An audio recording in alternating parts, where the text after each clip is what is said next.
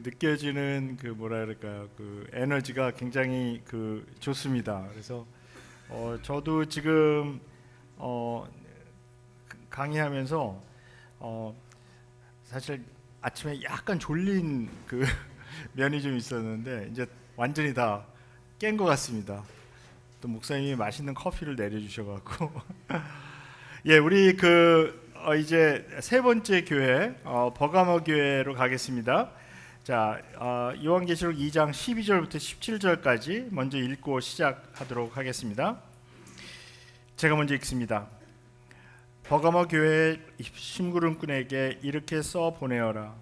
날카로운 양날칼을 가지신 분이 이렇게 말씀하신다.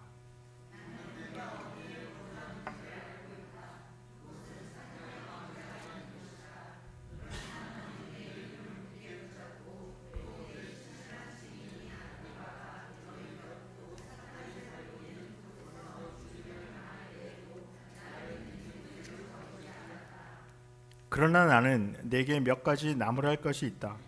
너희 가운데는 발람의 가르침을 따르는 자들이 있다. 발람은 발락을 시켜서 이스라엘 자손 앞에 올무를 놓게 하고 우상의 제물을 먹게 하고 음란한 일을 하게 한 자다.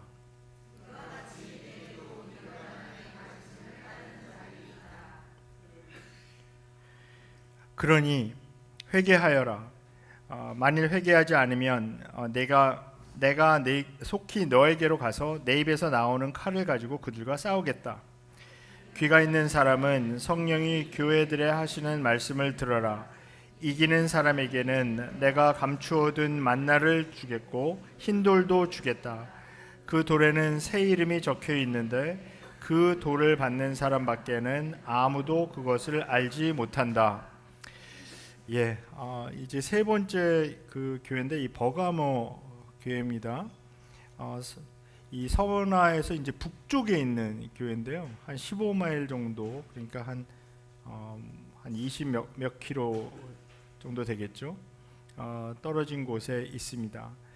근데 오늘 말씀 이 본문에 가장 무서운 표현이 많이 나옵니다. 칼도 나오고요. 양날의 칼 막 나오고 있는데 이 버가모에 대해서 잠시 살펴보고 시작하겠습니다. 원래 버가모가 이 로마 제국의 아시아 지방의 수도였습니다. 그러니까 에베소에게 이제 뺏겼는데요. 그 전까지는 이 버가모가 수도였었고요. 이 정치적이나 종교적인 면에서는 가장 중요한 도시로 여겨졌고, 이 에베소나 서머나에 비해서 경제적인 것이나 문화적인 것에서는 조금 떨어졌지만은 정치적인 또 종교적인 면에서 가장 중요한 도시였고, 1세기경에 에베소보다는 좀 작은 한 20만 명 정도의 인구가 있었던 것으로 알려지고 있습니다. 이렇게 되면 로마 제국에서 다섯 번째로 큰 도시였었고요. 아시아 지방의 수도였기 때문에 이 법률적으로 로마의 권위에 버금가는 행정력이 있었습니다. 예를 들어서 버가모의 정치인들은 합법적으로 사형을 선고할 수 있고 집행할 수 있었습니다. 그래서 버가모는 로마의 검이 주어졌다고 일컬어졌습니다. 이 7개 편지 중에서 유일하게 칼에 대한 언급이 나오는 이유가 여기 있는데요.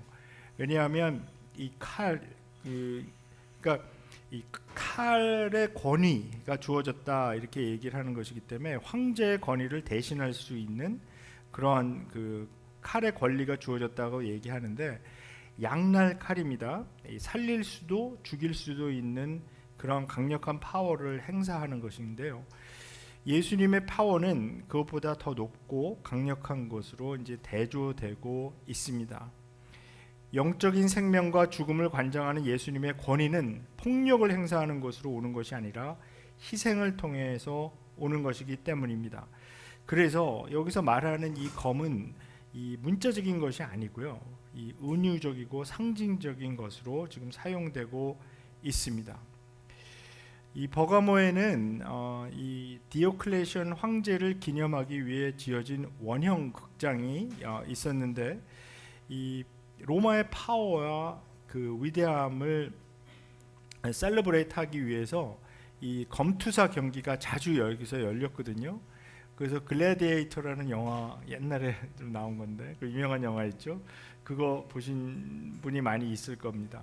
그 글래디에이터 경기가 이 버가모에서 아주 많이 이제 열렸습니다. 그런데 오늘 이 본문 12절에 보시면 이 예수님을 어떻게 묘사하고 있냐면 날카로운 양날 칼을 가지신 분으로 묘사되고 있죠. 이것은 바로 이 버가모가 가지고 있었던 검의 권위를 은유하는 것이 되겠고요. 그러나 예수께서 가지고 계신 이 칼은 사람을 죽이는 문자적인 칼이 절대 아니고요. 16절에서 이제 이것이 분명해지죠. 그 칼은 주님의 입에서 나오는 하나님의 말씀입니다. 자, 이 점에 대해서는 제가 다시 조금 후에 말씀을 드리겠습니다. 이 버가모에는 서기전 29년도에 그 아우구스도 황제가는 그 예수께서 태어나실 때 황제로 있었던, 사실 로마 제국의 첫 번째 이제 황제죠. 우리 유명한 그 줄리어스 시저의 양아들입니다. 이 사람이 그래서 이 첫 번째 이제 황제가 되는 사람인데요. 그 아우구스도를 숭배하기 위한 그 신전과 로마 여신을 섬기는 신전이 이제 같이 세워졌습니다.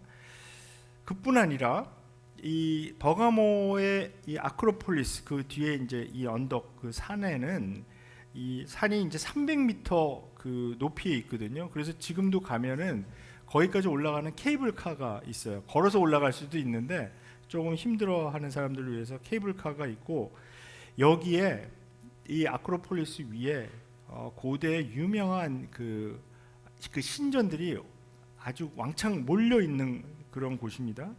그래서 제우스 신을 섬기는 그 신전도 있고 아티나를 섬기는 신전도 있었습니다. 또 고대의 그 치유의 신이라고 알려졌던 에스클레피어스 그 신을 섬기는 그 신전들이 아주 모여서 웅장하게 그 세워져 있었는데요.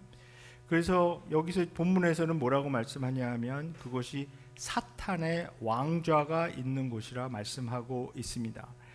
이 사탄의 왕좌가 제우스 신의 신전을 의미하는 것인지 아니면 에스클레피어스 신을 의미하는 것인지에서는 이 논란이 좀 있습니다.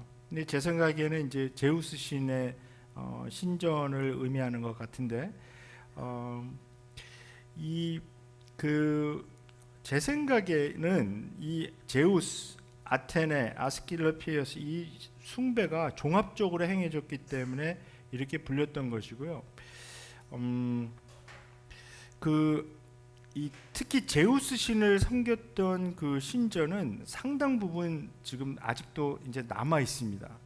근데 그 19세기에 독일의 고고학자들이 이거를 뜯어다가 그때 정말 생각해 보면 어떻게 옮겼는지 모르는데 그 독일 베를린에 가면 이 펄가멈 그 뮤지엄 그 박물관이 있어요. 근데 그거를 짓고 그거를 그대로 옮겨놨습니다.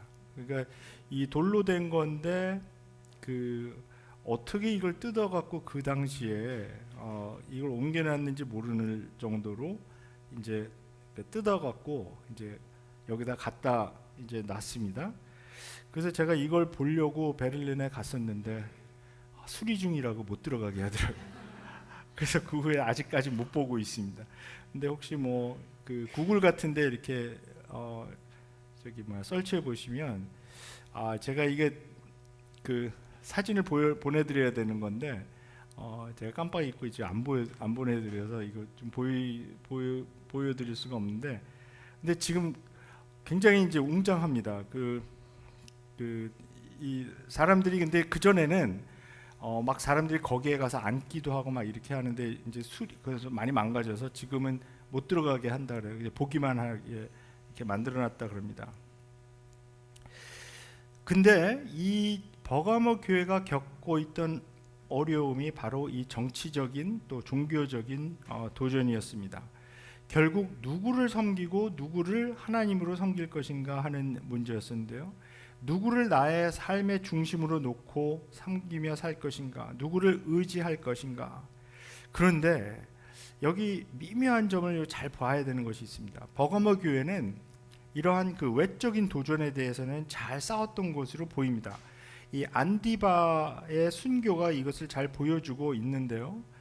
이 순교가 일어나는 위험한 순간까지 버가모 교회는 죽음을 무릅쓰고 믿음을 저버리지 않았다. 그런데 그들 내부에서 일어나는 그 미묘한 도전에는 무너져 내렸다는 것입니다. 그것 때문에 이 책망을 받았습니다. 직접적으로 막 믿음을 위협하며 도전해오는 외부의 적은 힘을 다해서 막았지만 내부에서 서서히 썩게 하는 그 적에 대해서는 힘없이 당하고 이제 말았던 것인데요. 그런 얘기 들어보셨죠? 이 개구리를 끓는 물에다가 이렇게 탁 넣으려 그러면 어떻게 됩니까? 이제 튕겨져 나가 뜨거우니까. 근데 그 개구리를 이제 냄비에 넣고 찬물에서 헤엄치게 놔둔 다음에 서서히 그 물을 덮이면 이제 그 온도가 변하는 것을 깨닫지 못하고 이제 죽게 된다. 이런 이야기 많이 있죠. 유튜브에 보게 되면 그래서 어떤 사람이 이걸 실제로 이제 실험을 했습니다. 그랬더니 그렇지도 않더라. 그러니까 개구리가 결국 뜨거워지는 거를 깨닫고 튕겨 나가더라. 뭐 그래서 이게 예화로 많이 쓰다가 요즘은 못 쓰겠습니다. 근데 아무튼 그 포인트는 분명한 거죠. 그러니까 내부에서 천천히 서서히 무너져 내리는 것에 대해서는 깨닫지 못하고 무너졌다. 외부에서 강력하게 막 핍박이 들어오고 막 순교 이럴 때는 잘 막았는데, 그런데 우리 그리스도인으로서 살아가는 생활이 그런 점이 많이 있는 것 같습니다. 그래서 여기 이 버가모의 교회에 보냈던 이 메시지에서 우리가 잘 봐야 되는 게 많은데요. 그 이유를 14절과 15절에 보시면 발람의 가르침과 니골라 당의 가르침을 따랐기 때문이다 라고 밝히고 있습니다. 자, 발람의 가르침 그리고 니골라 당의 가르침을 이 편지를 받고 있었던 버가모 교인들은 분명히 이게 뭐를 의미하는지 알아차렸을 것인데, 우리 오랜 시간이 지난 우리들의 입장에서는 이거를 갖다가 뭐 이렇게 각주를 써놓고 이것은 이런 것이다 이렇게 설명을 안 해놨기 때문에 알 수가 없죠. 정확하게 아는 것은 굉장히 힘들지만 그러나 우리가 짐작할 수 있는 내용들이 분명히 있습니다. 왜냐하면 구약에 나오는 이 모압 왕 이 발락, 이 이야기, 발락과 발람 이 이야기가 이제 있는데요. 자, 요단강을 건너서 쳐들어오고 있었던 이스라엘 백성을 저주하고 약속의 땅으로 들어오지 못하게 하려고 당시 유명한 예언자였던 발람을 이제 부르게 되죠. 그런데 하나님은 발람이 이스라엘을 저주하는 것을 막게 됩니다. 그래서 결국 발람은 이 저주를 하지 못하게 되죠. 그랬는데 이제 그 발람은 발락을 시켜서, 이게 14절입니다. 발람은 발락을 시켜서 이스라엘 자손 앞에 올무를 놓게 하고 우상의 제물을 먹게 하고 음란한 일을 하게 한 자다, 이렇게 설명해 놓았기 때문에 이게 어떤 사건을 가리키는 것인지 알 수 있습니다. 민수기 25장 1절과 2절 거기 그 아웃라인에 보면 거기 인용을 해놨는데요. 거기 이렇게 말씀합니다. 이스라엘이 시딤에 머무는 동안에 백성들이 모압 사람의 딸들과 음행을 하기 시작하였다.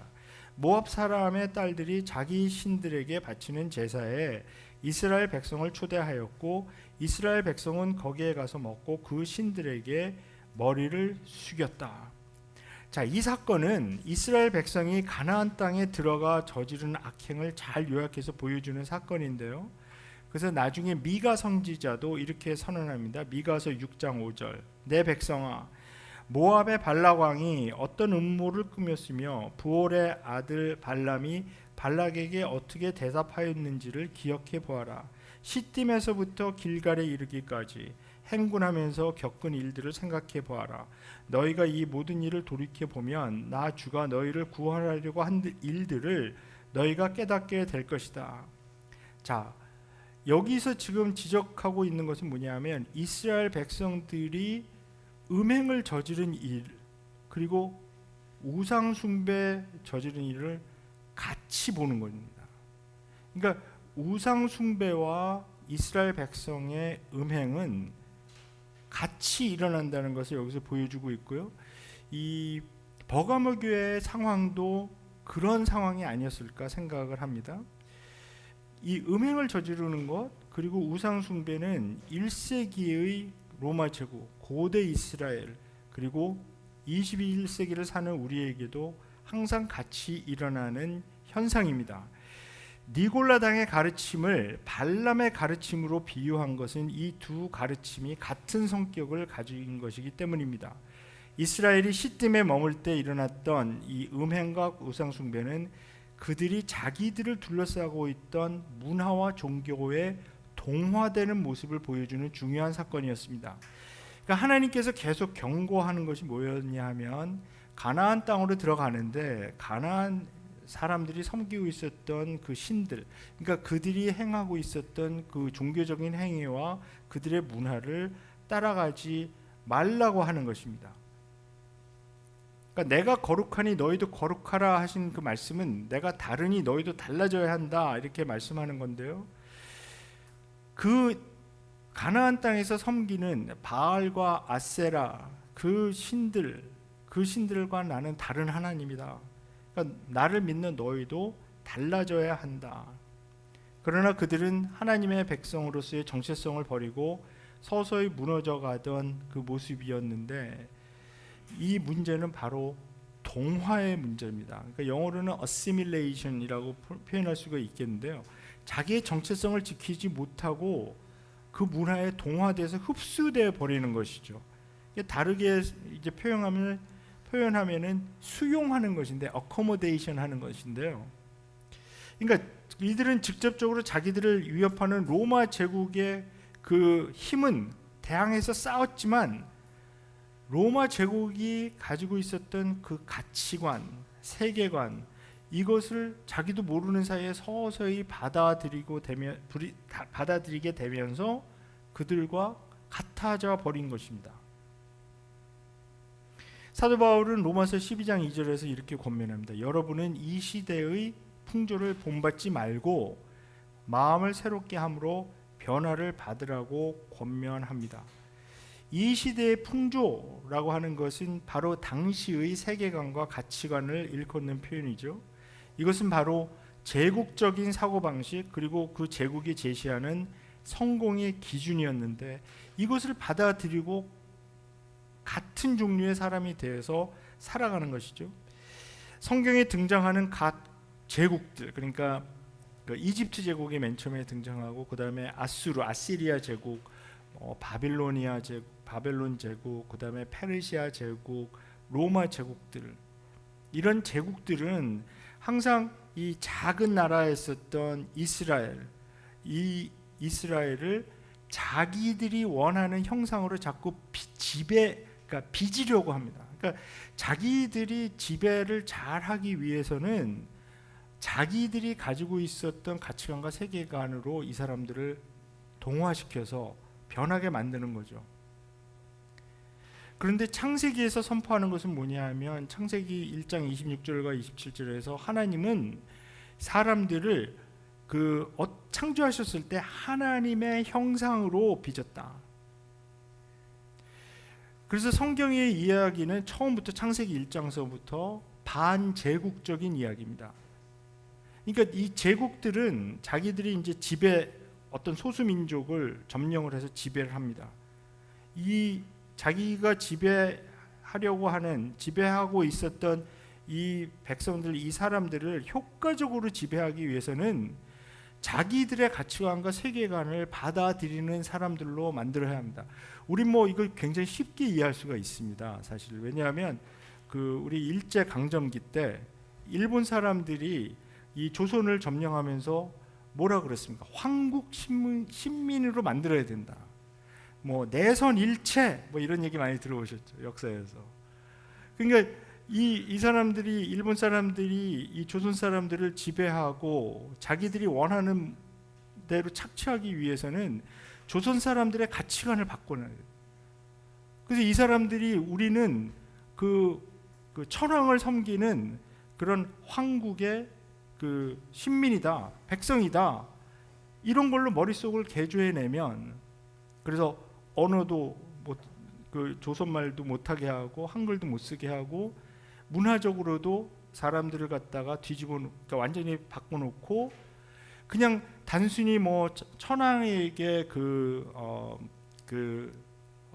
신토 거기에 뭐 가서 절하고 이런 거를 이 종교적인 행위가 아니라 이 사람들을 완전히 그 일본 사람화 해버리는 거죠. 근데 그러면서도 일본 사람들하고 동일한 권리를 주었느냐? 그건 아니죠.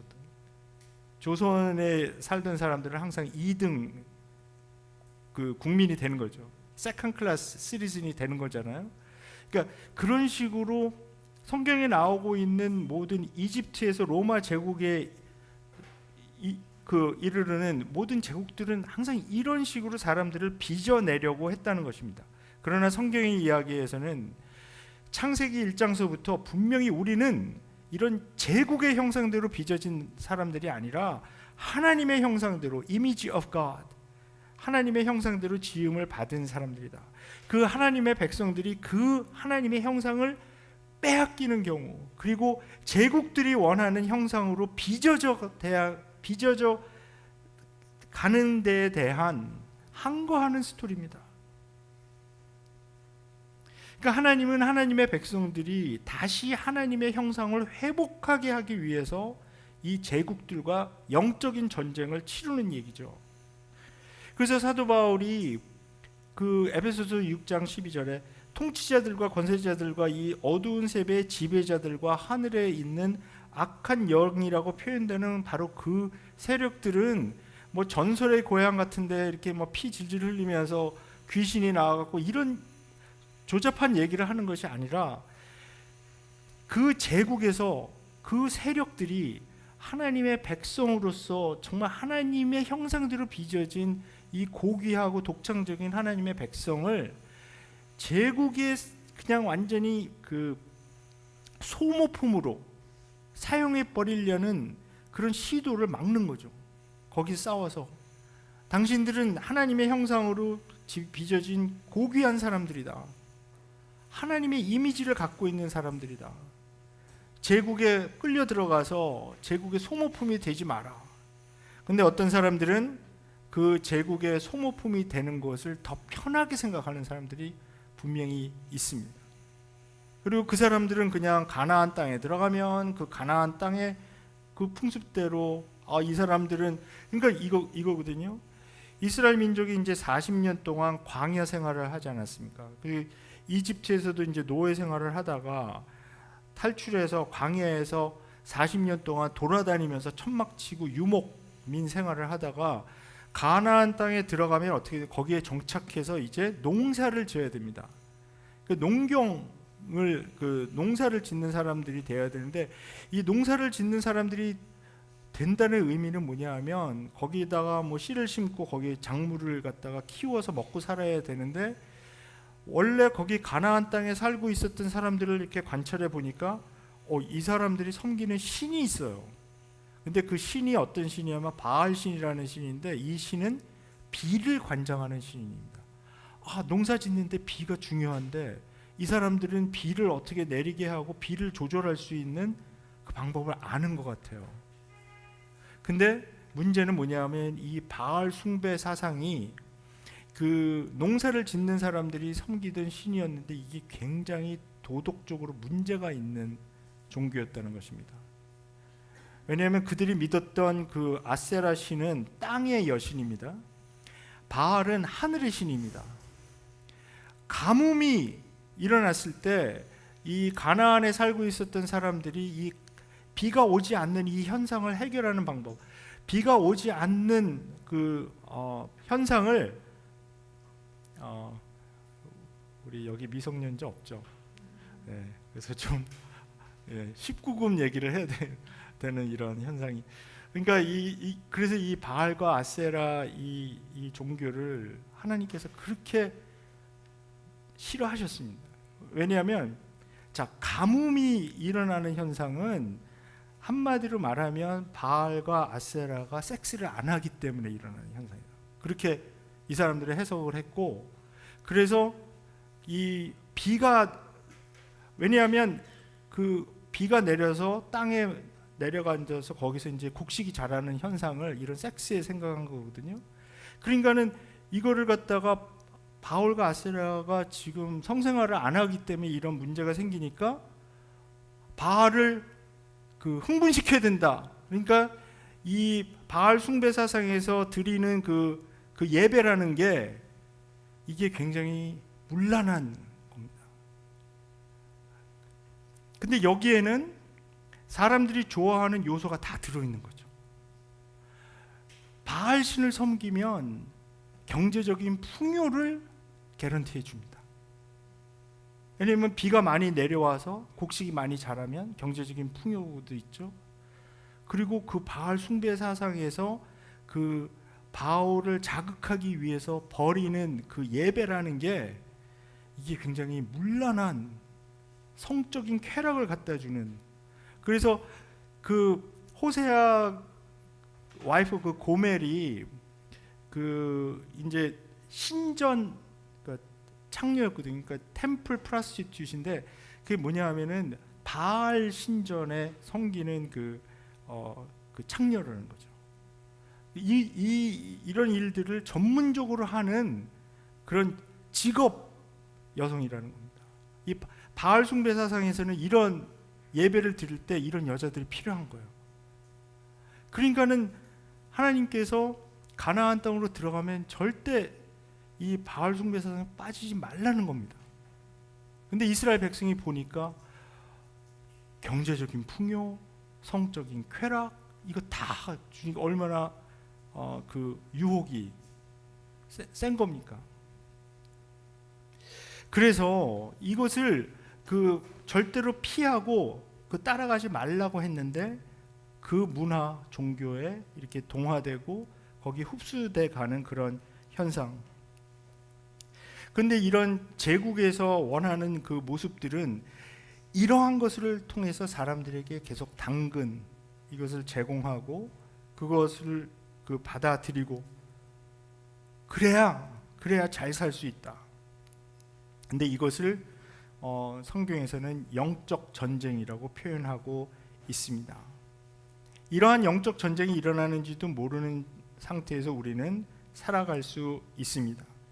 하나님을 대적하는 영적인 세력은 직접적인 핍박을 가하거나 폭력을 행사하기도 하지만 더 차원 높게는 우리의 마음을 사로잡아서 천천히 이 침략해 들어옵니다. 그러니까 우리가 영적 전쟁이라고 하면 무슨 귀신 얘기나 구름 잡는 얘기로 이해하기 쉽습니다. 그러나 우리가 상대해야 하는 이 영들은, 이 악한 영들, 그렇게 어리석거나 단순하지 않습니다. 훨씬 더 간교하고 영리한 모습으로 우리를 하나하나 그 흡수해 나가려고 합니다. 이 버가모는 완벽한 로마 제국의 이미지를 갖고 있었던 이미지 베어랍니다. 그러니까 그 이미지를 갖고 있는 그런 도시였죠. 이 로마 제국의 파워와 위대성을 몸소 체험하고 있었던 버가모의 그리스도인들은 그들 앞에 놓여 있었던 이 두 옵션 중에 하나를 선택해야 했습니다. 온 세계를 지배하는 능력과 힘을 가지고 그것으로 성공한 그 로마 제국을 따를 것인지, 아니면 힘없이 죽어간 그러나 부활한 어린 양을 따라갈 것인지. 그런데 이렇게 두 가지 옵션만 있다라고 생각하던 사람들에게 교묘하게 또 하나의 옵션을 들고 등장한 세력이 있었습니다. 아주 좋은 해결책을 가지고 등장한 건데요. 그건 뭐냐면 둘 다 섬기는. 왜 하나만 선택해야 돼? 제국도 따라가고 어린 양도 따라가고 로마 황제도 따라가고 어린 양도 따라가고 누이 좋고 매부 좋고. 그러니까 이게 뭐냐면 발람과 이 니골라 당의 가르침은 바로 우상의 제물을 먹게 하고 음행을 하게 했다라고 표현되고 있지 않습니까? 우상의 제물을 먹게 했다라고 하는 의미는 뭐냐면 이 전에 있었던 바알 아세라 숭배와 마찬가지로 로마 제국에서는 그 형태가 이제 바뀌었죠. 근데 이것은 제우스나 아테네나 아니면 에스클레피어스 같은 이런 신전에 참여하면서 거기에서 정기적으로 이런 축제가 열립니다. 피스트가 열리는데 거기에 이제 참여하게 되면요, 처음에는 좀 종교적인 그 행사를 하지만 항상 2부가 따라옵니다. 그 2부에 항상 술이 등장하고 거기서 이 일을 또 하는 그 이제 그 직업 여성분들, 그 프로페셔널한 분들이 이제 들어오게 되면서 음란한 행동들이 이제 곁들여지는 거죠. 그래서 이 대부분의 그 이제 우리가 보통 창녀라고 부르는 그 분들은 대부분 신전주의에 그 있었습니다. 그러니까 이게 고대에서 가장 유명한 곳이 고린도였었거든요. 고린도의 그 아크로폴리스, 지금도 그 흔적이 상당히 남아 있는데, 그 고린도시가 원래 섬기던 그 신, 이 신이 비너스잖아요. 그 에프로디테, 그 이제 섹스의 신이죠. 여신이기 때문에 고린도가 원래 그런 걸로 유명했고, 고린도가 가장 번성했을 때는 그 신전주의에 거기서 섬기는 그런 일을 하는 여자분들이 3,000명 정도나 있었다고 합니다. 그러니까 사도 바울이 이 고린도 전서 보게 되면 이런 얘기를 굉장히 많이 하잖아요. 그러니까 얼마나 문란했으면 그 고린도전서 5장 첫 부분에 보게 되면 그 교회에 어떤 형제가 하나가 있는데 이 인간이 자기 아버지의 아내랑 살고 있는 그런 인간도 있었잖아요. 그러니까 사도 바울이 그 사탄에게 넘겨줘라, 그 사람, 그래서 심판받게 해라, 그런 얘기를 하는데요. 그러니까 이런 버가모에는 특히 이 신전들이 모여서 막 대규모로 있고, 그러니까 그 우상에게 바쳐진 제물을 먹었다라고 하는 얘기는 그냥 거기서 그 페스티벌에서 나오는 음식 정도를 내가 먹었다 그런 의미가 아니라 거기에 참여한 겁니다. 그 종교적인 축제가 상징적으로 주장하는 로마 제국의 라이프스타일과 비전에 동참했다. 근데 이 제3의 옵션을 가리키는 이 니골라당이나 발람의 가르침은 뭐냐면, 주일날 교회도 가고 주중에는 이 페스티벌도 가고 이 두 개 다 하라는 겁니다. 왜 either or를 생각하냐, both and를 생각해라, 이렇게 되는 거죠. 그러니까 그리스도도 믿고 이거 세상 살아가야 되는데 이것도 해야 되고 하는 것이죠. 근데 그게 교묘한 함정이었고 또 우리에게도 이런 함정이 있는 거죠. 하나님을 믿는 것은 종교적인 영역에 딱 국한시켜 놓고 나머지 영역에서는 내 마음대로 편하게 하는 것. 그러니까 하나님 믿어서 내 영혼도 잘 되고, 이원론이죠. 또 세상적으로도 잘 나가고, 둘 다. 그러나 하나님의 말씀은 분명히 선언합니다. 두 주인을 섬길 수 없다. 하나님은 오직 한 분뿐이고 그 하나님을 마음을 다하고 힘을 다하고 뜻을 다하여 사랑하라. 사실 하나님 나라에서, 그러니까 하나님의 다스림을 받으면서 하나님 나라의 백성으로서 살아가는 것 그리 간단한 일 아닙니다.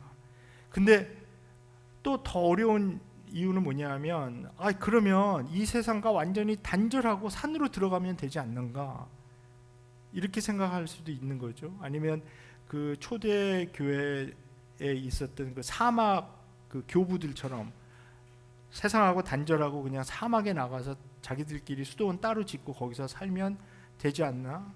근데 그것은 예수께서 가르치신 가르침에 벗어나는 것입니다. 우리를 세상의 빛과 소금으로 살아라고 하셨기 때문에, 그렇게 되기 위해서 우리는 세상에 속하지는 않지만 세상 안에서 살아 있어야 된다. 세상과 소통하지 않으면 소위 말하는 선교적 교회가 될 수가 없다, 선교적 성도가 될 수가 없다니 그 말이거든요.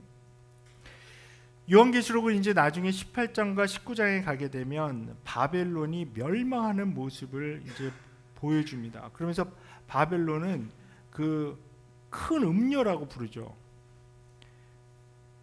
그 18장에 보게 되면 세상의 왕들과 바벨론에서 유행했던 사치, 그것 때문에 치부했던 세상의 상인들이 심판받는 모습을 보여줍니다. 그러니까 이 요한이 가지고 있었던 어떤 경제적인 면에 대한 인사이트도 대단히 깊은데요. 하나님 나라와 부딪힌 세상의 나라들이 다 살아남지 않고 다 멸망할 것을 여기서 보여주는데, 그래서 주님께서는 버가모 교회를 향해 회개하라고 명령합니다.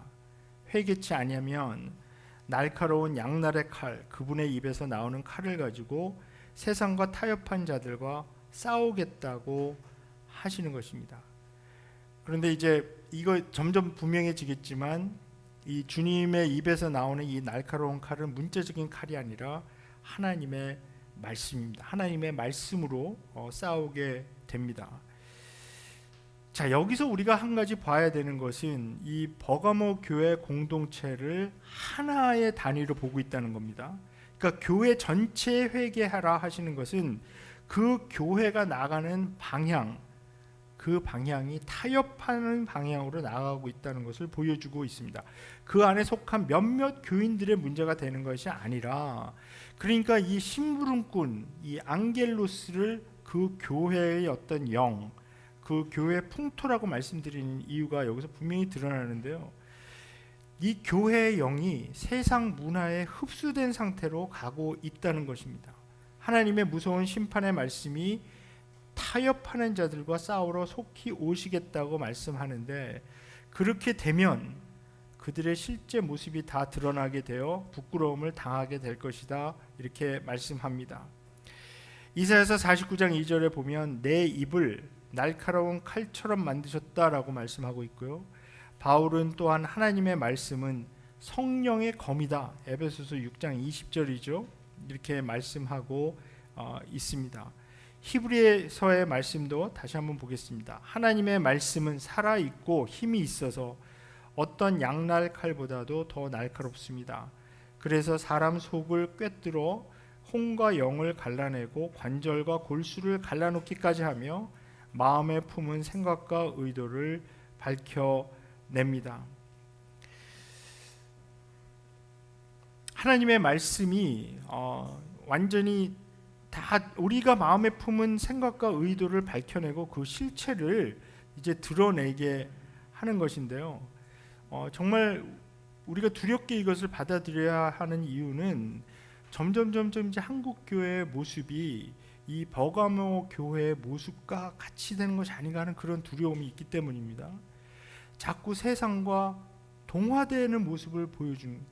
그러니까 왜 교회가 권력을 잡은 사람들하고 친하게 지내는 것을 왜 자랑하느냐는 거죠. 이것은 그 세상 권력, 특히 이제 보수적인 정권이 그 정권을 잡게 되면 대형교회 목사들을 같이 어울리잖아요.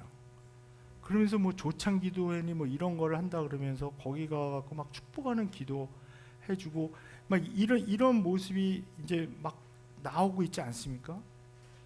그리고 마치 그렇게 안 하면 그리스도인으로서 올바르게 살지 않는 것처럼 이런 모습을 자꾸 막 보여주고 있지 않습니까? 그리고 자랑의 문화가 있지 않습니까? 막 내세우고 자랑하고. 근데 이 자랑하는 문제에 대해서 사도 바울은 분명히 말하지 않습니까? 바울은 세상의 강함을 자랑하는 것이 아니라 오히려 나는 약함을 자랑하겠다라고 강력하게 말하는데요. 근데 한국교회의 모습은 세상의 강함, 이런 것들이 자기들이 뭔가 된 것처럼 막 이렇게 자랑하는 그런 모습을 자꾸 보이고 있지 않습니까? 하나님의 말씀이 한국 교회를 향해서 날카로운 양날칼이 되어서 꿰뚫어 들어닥칠 때 교회의 치부가 자꾸 드러나는 모습이 보여지고 있습니다. 사실 이제 이 영적 전쟁은 사실 이 강단에서 치열하게 일어나고 있는 건데요. 막 이런 고민을 말씀하시는 목회자들이 많이 있습니다. 하나님의 말씀대로 설교하면 교회 성장 안 돼요. 막 이렇게 말씀하시는 분들이 많이 있어요. 그러니까 막 재미없다고 컴플레인 들어오고, 뭐 어떤 경우는 설교 길다라고 말하는 경우도 있고요. 또 이런 것을 교묘하게 이 목회자들한테 이제 압력을 주는 방법이 뭔지 아십니까? 목사님 설교는 참 좋은데 삶에 적용이 안 돼요. 적용할 수가 없어요. 목사님 말씀은 굉장히 이론적으로는 좋은 것 같은데 내 삶에 와닿지가 않아요. 막 이렇게 얘기를 해서 당장 내가 내일부터 사용할 수 있는 말씀을 전해주세요. 프랙티컬하게 이렇게 적용할 수 있는 이 말씀을 전해주세요. 이거를 번역을 하면 어떤 얘기냐면요, 자꾸 어려운 성경 말씀 하지 말고요, 우리 삶에 당장 도움이 되는, 우리 가정생활에 도움이 되는 말씀, 제 직장생활에 도움이 되는 말씀, 이런 거 전해주세요. 막 이렇게 얘기를 한다고 합니다. 우리 예담교회 교인들은 안 그러겠죠? 네. 근데 제가 소비자주의에 대해서 말씀을 드렸는데요, 사실 교회가 이 소비자 중심 교회가 되기 시작하면요, 이게 사실 걷잡을 수가 없거든요. 왜냐하면 교인들은 자꾸 자기들이 원하는 것을 요구를 해요. 우리 자본주의 사회에서 이 소비자가 원하는 것을 안 해주는 회사는 어떻게 되죠? 망합니다. 물건 안 팔리면 망합니다. 그런데 영적 소비자가 되는 경우도 사실 굉장히 많이 있잖아요. 그래서 영적으로 요구합니다. 이 교회에다가. 그래서 그거를 갖다가 충족시켜 주지 못하는 교회는 이렇게 점점 쭈그러드는 거죠. 그리고 그거를 제대로 감당하지 못하는 목회자는 목회하기 힘든 거죠. 교인들이 원하는 게 있는데 그거를 계속 충족시켜 주지 못한다.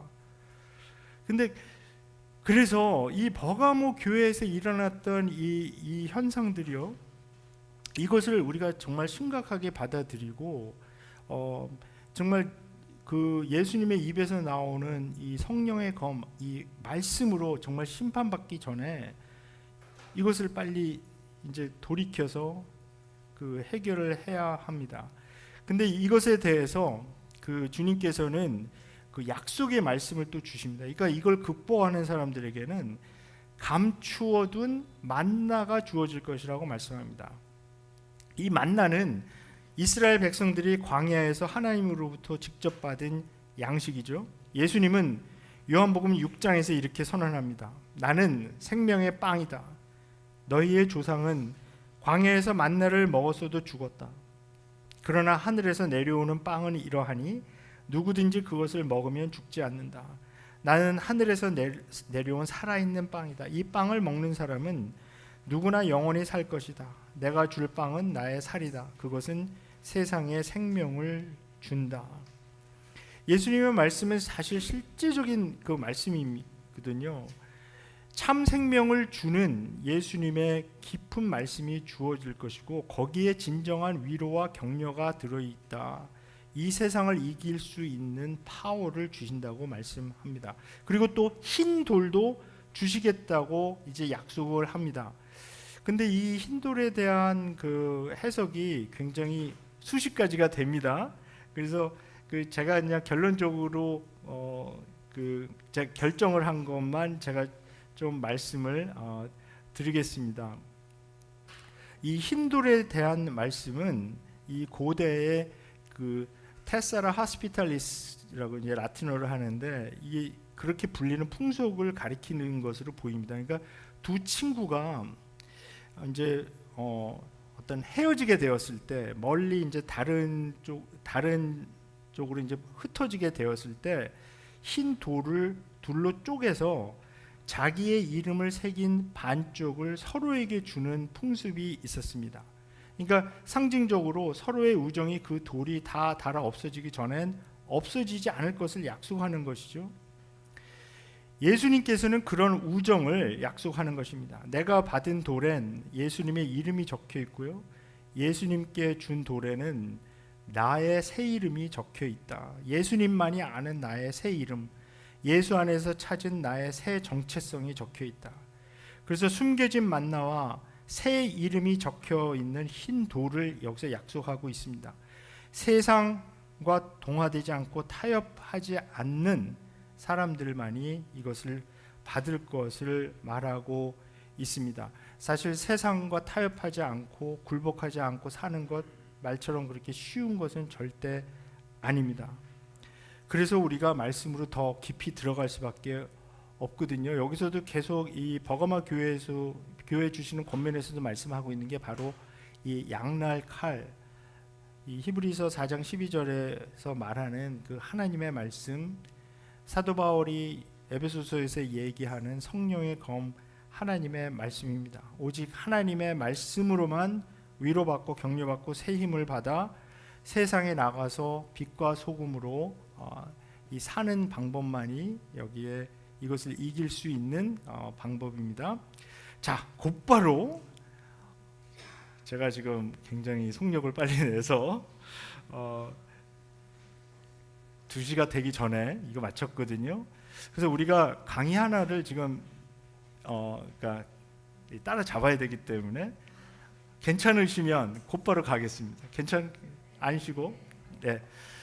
자, 그러면 두아디라 교회로 한번 가겠습니다.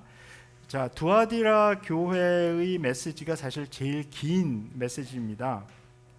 그래서 여기도 우리 교독을 한번 읽고 시작하겠는데요. 2장 18절부터 29절입니다. 제가 먼저 읽습니다.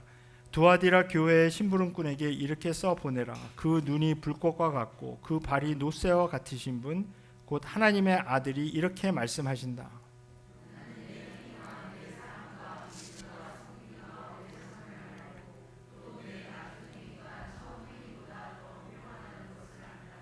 그러나 내게 나무랄 것이 있다. 너는 이세벨이라는 여자를 용납하고 있다. 그는 스스로 예언자로 자처하면서 내 종들을 가르치고 그들을 미혹시켜서 간음하게 하고 우상의 재물을 먹게 하는 자다.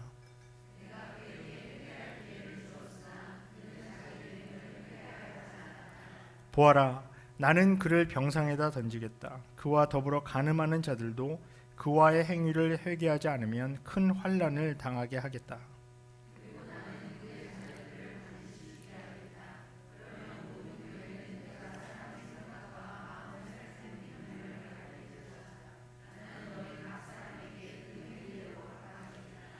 그러나 두아디라에 있는 사람들 가운데서 그의 가르침을 받아들이지 않은 사람들, 곧 사탄의 깊은 흉계에 물들지 않은 사람들인 너희 남은 사람들에게 내가 말한다. 나는 너희에게 다른 짐을 지우지 않겠다.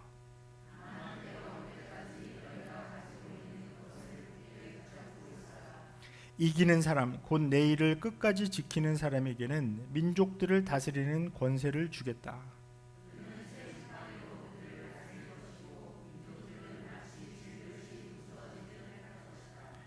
이것은 마치 내가 나의 아버지께로부터 권세를 받아서 다스리는 것과 같다. 나는 그 사람에게 샛별을 주겠다.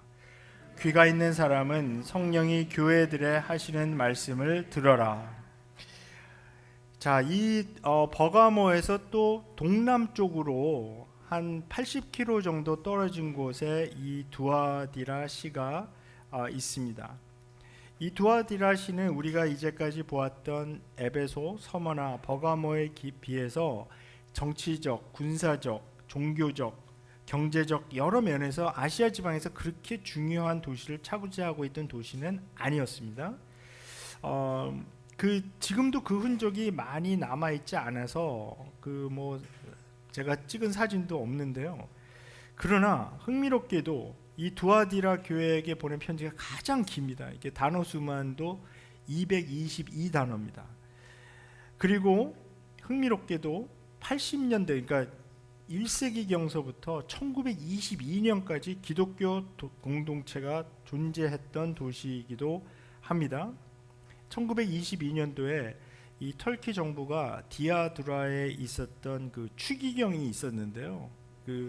이제 천주교 추기경이 한 분이 거기서 있었는데 이분을 추방했습니다. 그래서 이분이 이제 런던으로 거처를 옮겼던 기록이 있고, 아직까지 이곳에 교회가 다시 세워졌다는 기록은 이제 없는 그런 도시입니다. 우리가 두아디라를 좀 잘 아는 이유는 뭐냐면 이게 사도행전 16장에 바울이 빌립보에 가서 교회를 세우는 장면이 이제 나오게 되는데, 거기서 이 교회를 세우는데 결정적인 역할을 한 루디아라는 분이 나오죠.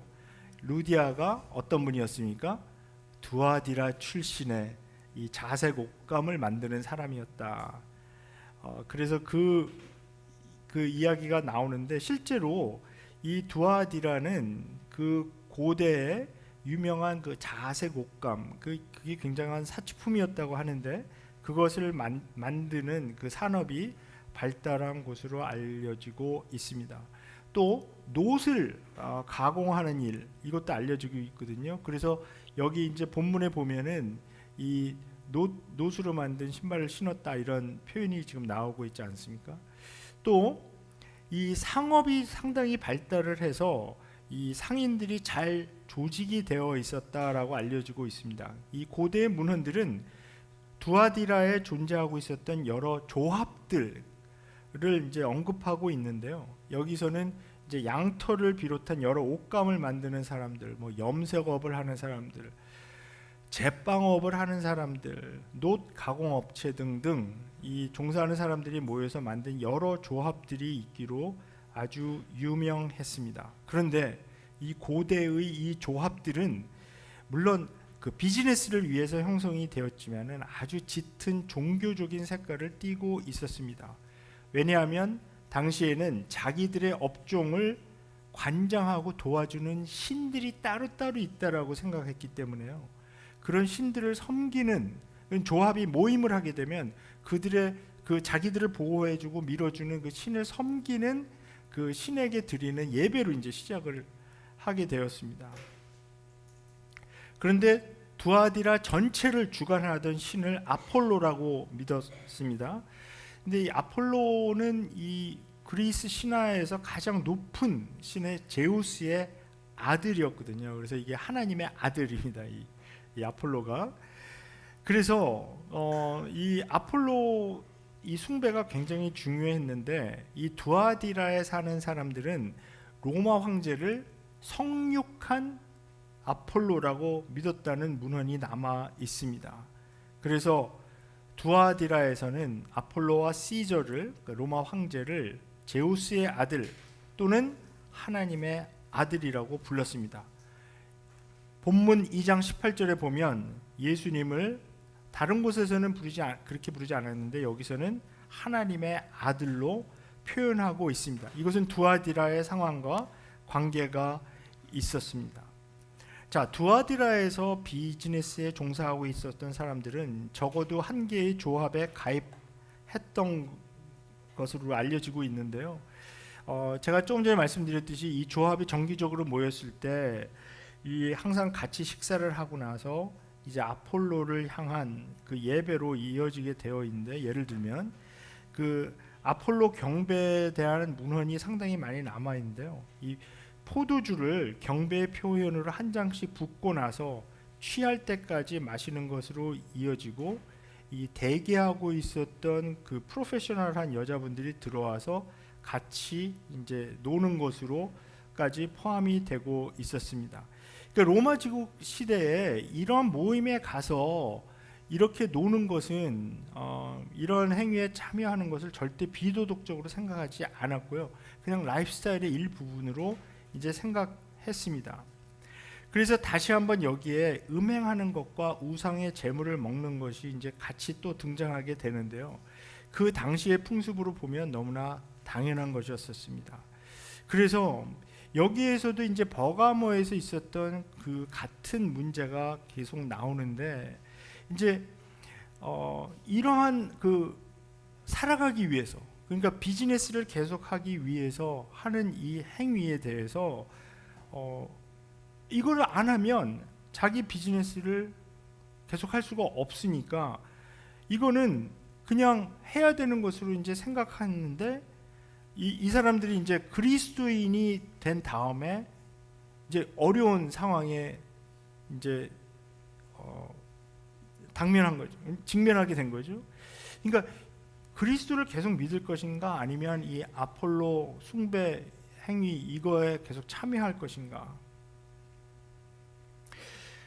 근데 버가모에 있던 상황과 마찬가지로 이 스스로를 예언자로 자처하는 한 지도자가 나와서 이제 해결책을 제시합니다.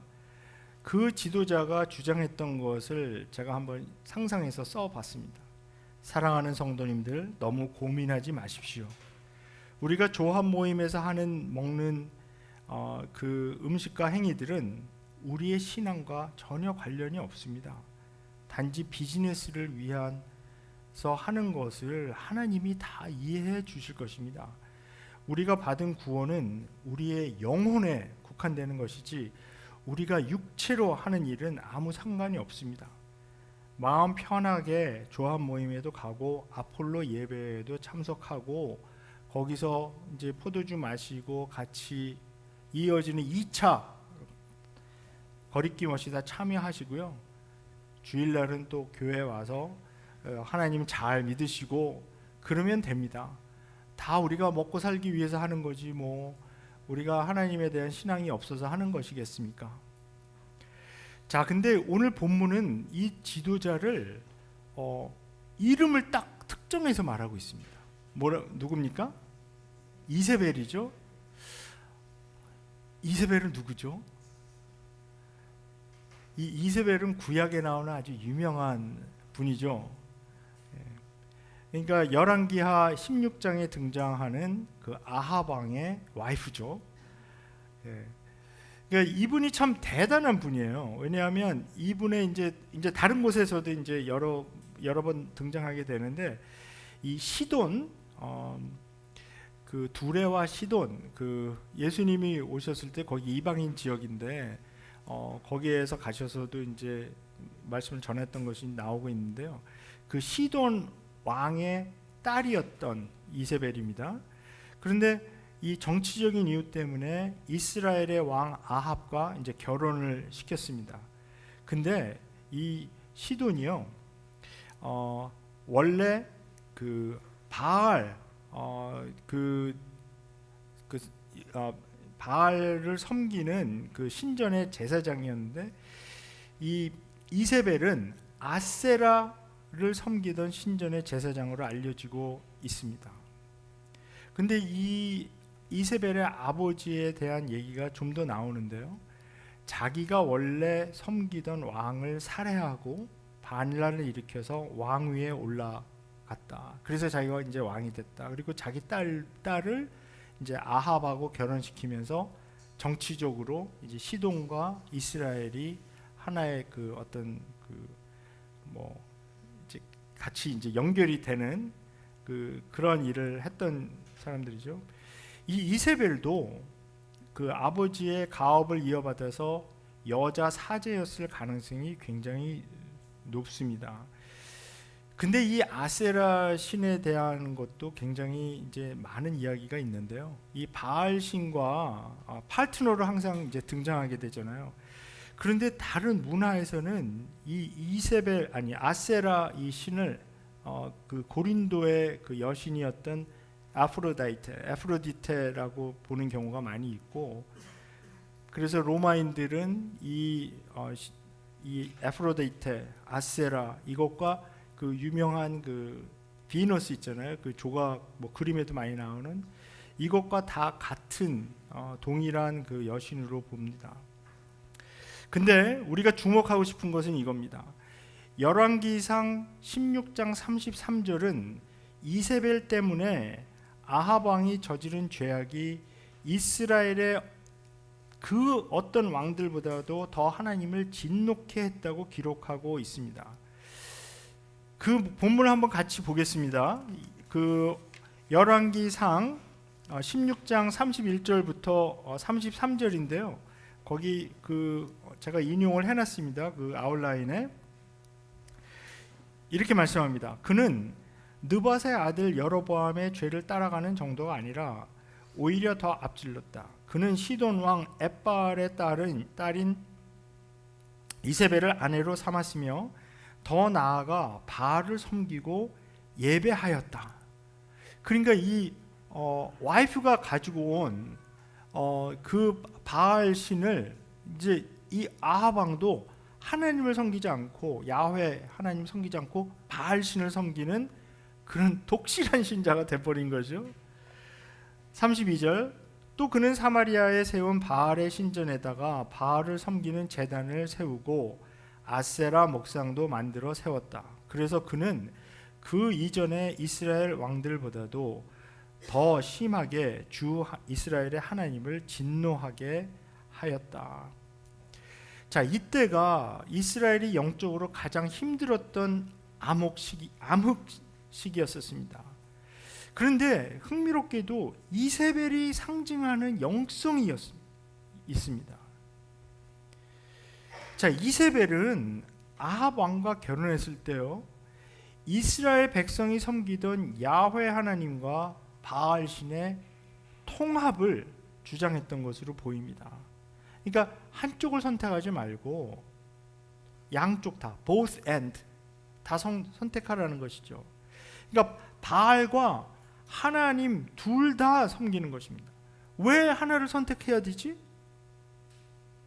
그러니까 바알은 당시 이제 풍요를 상징하는 신이었잖아요. 그러니까 이 농경 사회에서는 이 비를 또 상징하는 것도 있지만은 바알 신과 이 아세라 신을 같이 섬기면서 다산, 그러니까 아이를 많이 낳는 주장하는 그런 신이라고 믿었는데, 그래서 이 바알을, 그러니까 야훼 하나님이 훌륭하신 걸 우리가 알겠는데 이분이 뭐 다 하겠어? 비 정도는 바알이 하겠지, 이렇게 생각하는 겁니다. 그죠? 우리가 예수님 믿으면서도 예수님 훌륭하시지, 근데 뭐 예수님이 우리 경제 생활까지 다 책임져 주시겠어? 그죠? 경제 생활만은 우리가 믿는 우리는 바알이라고 안 부르지만 요거 그죠? 만몬에게 맡기면 좋지 않을까? 그러니까 고대 가나안 사람들이 생각했던 그거를 계속 진화되면서 이렇게 받아들였던 것이죠. 근데 이 엘리야가 아합과 이세벨과 싸우게 되면서 이 백성들에게 도전하는 장면이 열왕기상 18장에 나오는데요. 이 말씀이 저는 굉장히 중요하다고 생각합니다. 열왕기상 18장 21절, 거기 아웃라인 3번에 나와 있는데 엘리야가 이렇게 말합니다. 그러자 엘리야가 그 모든 백성 앞에 나서서 이렇게 말하였다. 여러분은 언제까지 양쪽의 다리를 걸치고 머뭇거리고 있을 것입니까? 주님이 하나님이면 주님을 따르고 바알이 하나님이면 그를 따르십시오. 그러나 백성들은 한마디도 그에게 대답하지 못하였다. 자, 양쪽의 다리를 걸치고 사는 것, 이게 이세벨 영성입니다. 이세벨 영성은 그래서 양다리 영성이라고 우리가 부를 수가 있죠. 근데 이것을 요한은 이제 24절에서 뭐라고 부르고 있냐면요, 사탄의 깊은 흉계라고 부르고 있습니다. 무엇하러 한쪽을 선택해? 양쪽에 다 다리 걸치고 사는 거지.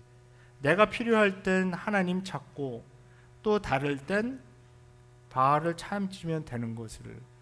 예를 들면 우리가 암 같은 급한 병에 걸리면 하나님이 더 잘 고쳐주실 것 같고요, 경제적인 생활은 바알이 더 나은 것 같아, 이렇게 생각하는 거죠. 원래 두아디라 교회는 칭찬을 받을 만한 좋은 영성을 가진 교회였습니다. 19절에 보게 되면 나는 내 행위와 내 사랑과 믿음과 섬김과 오래 참음을 알고 또 나중 행위가 처음 행위보다 더 훌륭하다는 것을 안다, 이렇게 말씀합니다. 그러니까 이 교회가 사실 초창기에는 믿음과 행위가 일치된 좋은 신앙이었다는 것을 우리가 알 수 있죠. 그리고 여기서 사용되는 단어들을 보면 사랑, 믿음, 섬김, 오래 참음, 그런 게 있었던 교회라는 거죠. 그러니까 상당히 훌륭한 교회였었습니다. 에베소 교회는 처음 사랑을 버린 그런 교회였지만 이 두아디라 교회는 나중 행위가 처음 행위보다 더 훌륭했다, 영적 성장이 있었던 것을 또 칭찬받은 그런 교회였습니다. 에베소 교회는 정통 교리를 지키려고 하다가 사랑을 잃어버렸다면 두아디라 교회는 사랑은 잃어버리지 않은 것 같지만 신학에 심각한 문제가 생겼는데요. 그것은 혼합 신학을 받아들인 겁니다. 이세벨 영성, 양다리 영성을 받아들인 것입니다. 마치 이 이세벨이라고 명명된 이 예언자는 고차원적인 신학을 가르치는 사람과 같이 들렸을 것입니다. 깊은 영성을 가르치는 것 같이 보였습니다. 관용적이고 뭐 그렇게 딱딱하게 한쪽만 고집하지 말아라. 깊은 영성을 가장한 타협이었습니다. 주님께서 용납하지 않는 것이었습니다. 아폴로와 예수 그리스도 둘 중 하나를 선택해야 했는데 이 예언자가 가르쳤던 것은 가짜 예언자죠. 둘 다 믿어라.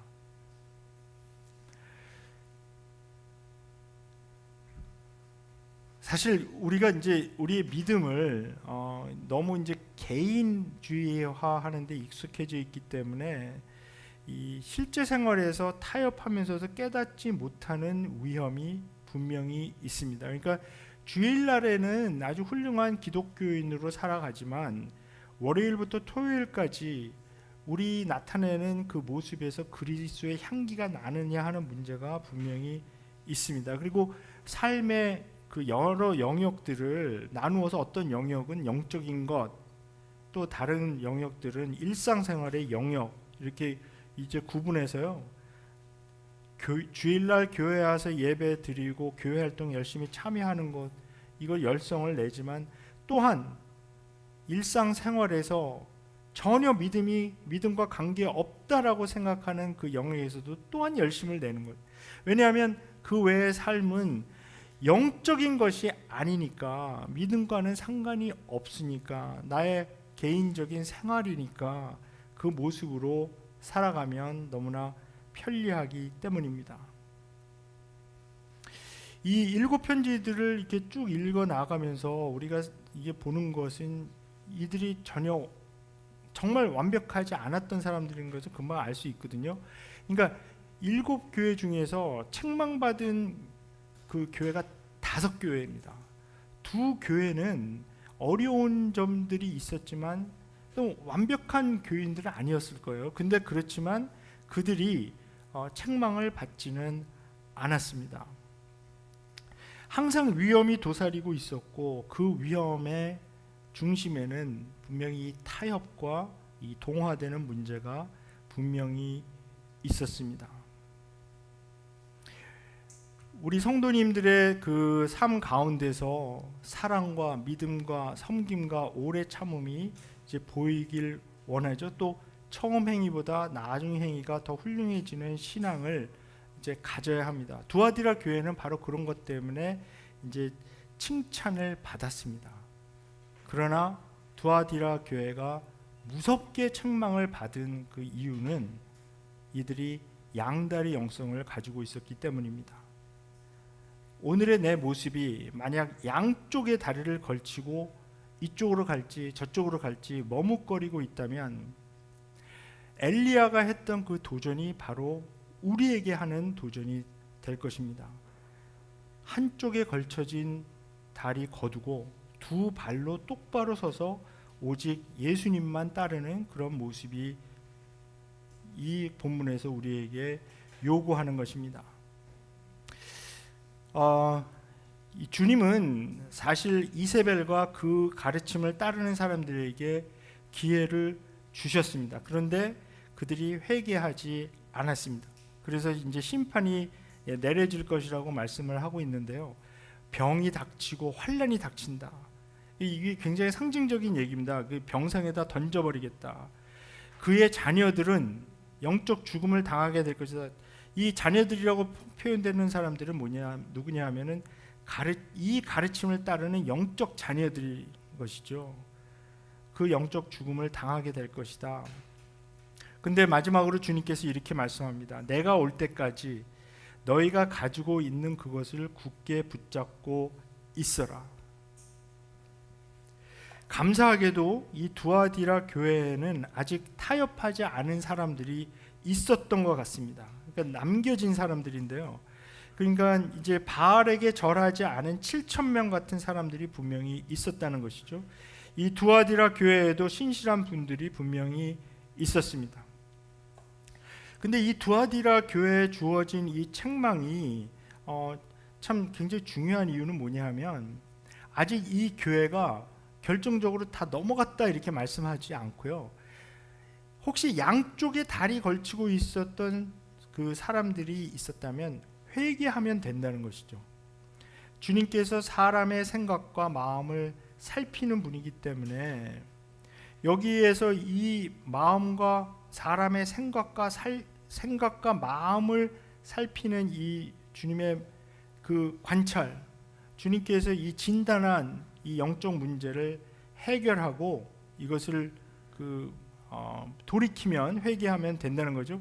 근데 여기 흥미롭게도 그 주님을 사람의 생각과 마음을 살피는 분이라고 그랬잖아요. 근데 우리말로는 이제 사실 생각과 마음이라는 게 거의 비슷하잖아요. 그죠?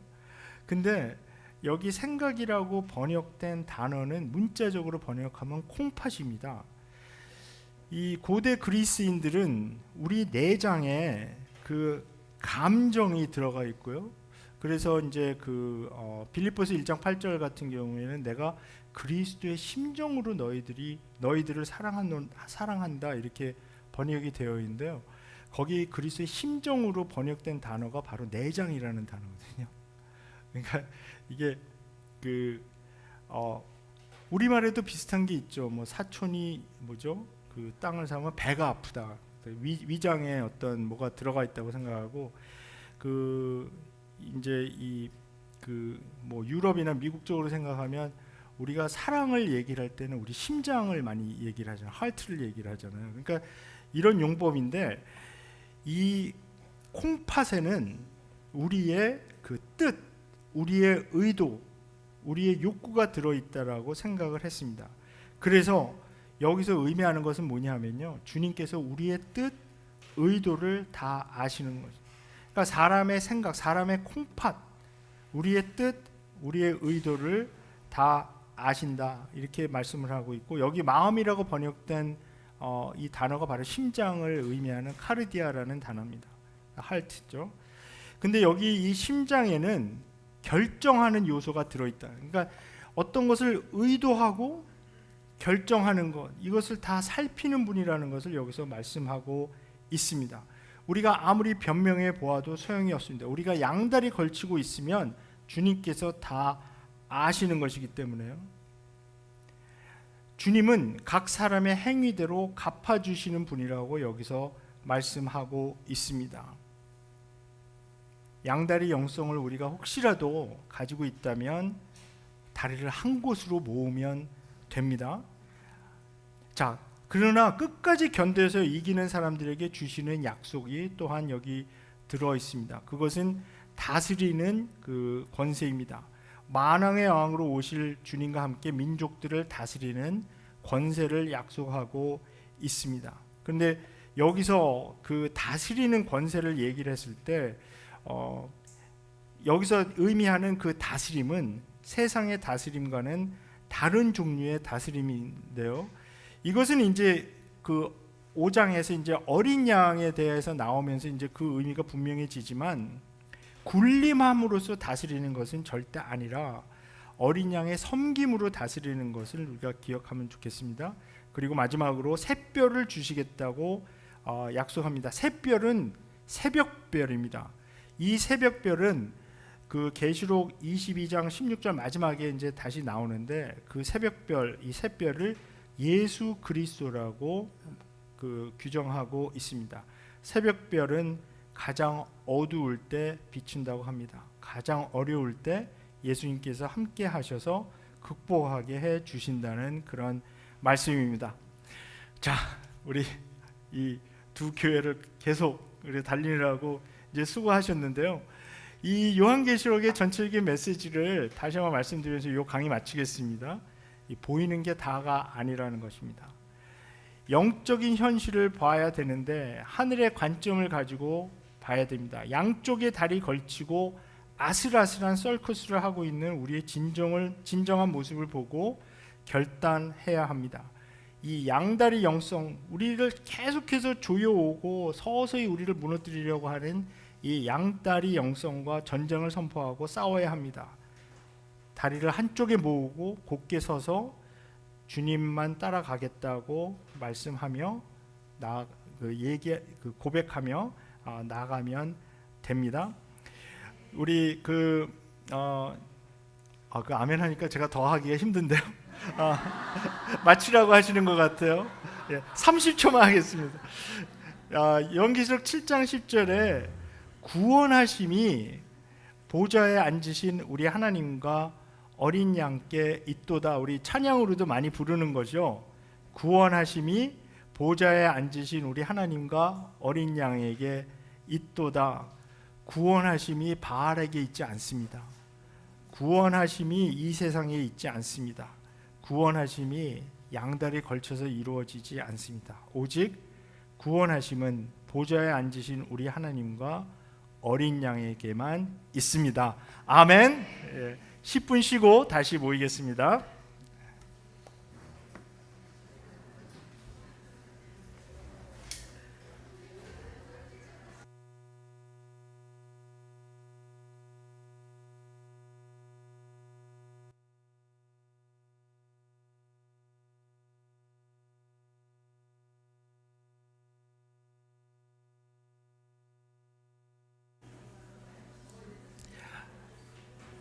드디어 우리 강의 일정에 따라서 오늘 해야 되는 8번째 강의 이제 따라잡았습니다. 자, 우리 사대교회로 가겠는데요. 요한계시록 3장 1절부터 6절까지 같이 읽고 또 시작하도록 하겠습니다. 제가 먼저 읽겠습니다. 사대교회 심부름꾼에게 이렇게 써 보내어라. 하나님의 7 영과 7 뼈를 가지신 분이 말씀하신다. 나는 내 행위를 안다. 너는 살아있다는 이름은 있으나 실상은 죽은 것이다.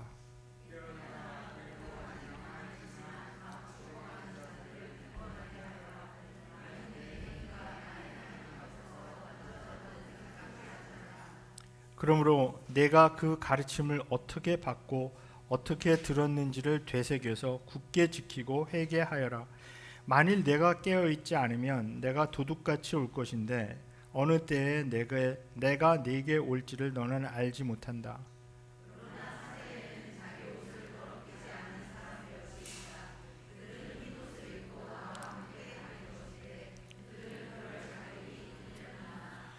이기는 사람은 이와 같이 흰 옷을 입을 것인데 나는 그의 이름을 생명책에서 지워버리지 않을 것이며 내 아버지 앞과 아버지의 천사들 앞에서 그의 이름을 시인할 것이다.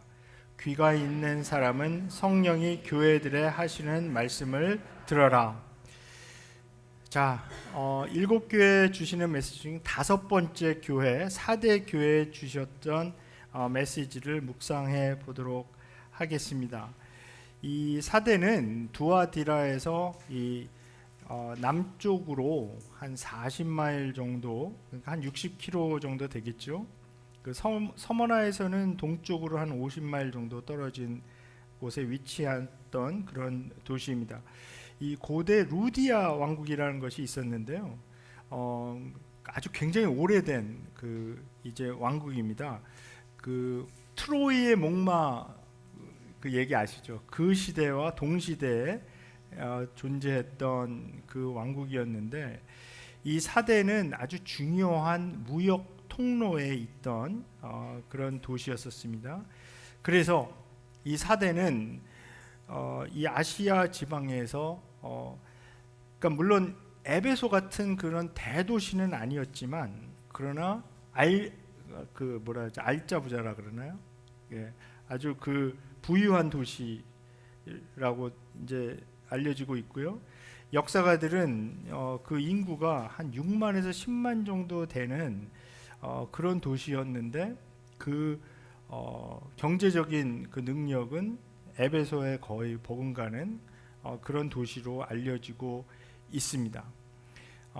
17년도에 큰 지진이 나서 이제 다 파괴되었지만은 10년도 되지 않아서 이제 황제가 직접적으로 그 지원해서 이 도시를 다시 재건했던 그런 역사가 있습니다. 그 이후에 이 로마에 충성하는 그런 도시가 되었습니다. 이곳에도 에베소에 있었던 그 아데미 신을 숭배하는 거대한 신전이 있었는데, 에베소에 있던 신전보다는 작았지만 그래도 상당히 컸던 것을 우리가 알 수가 있습니다.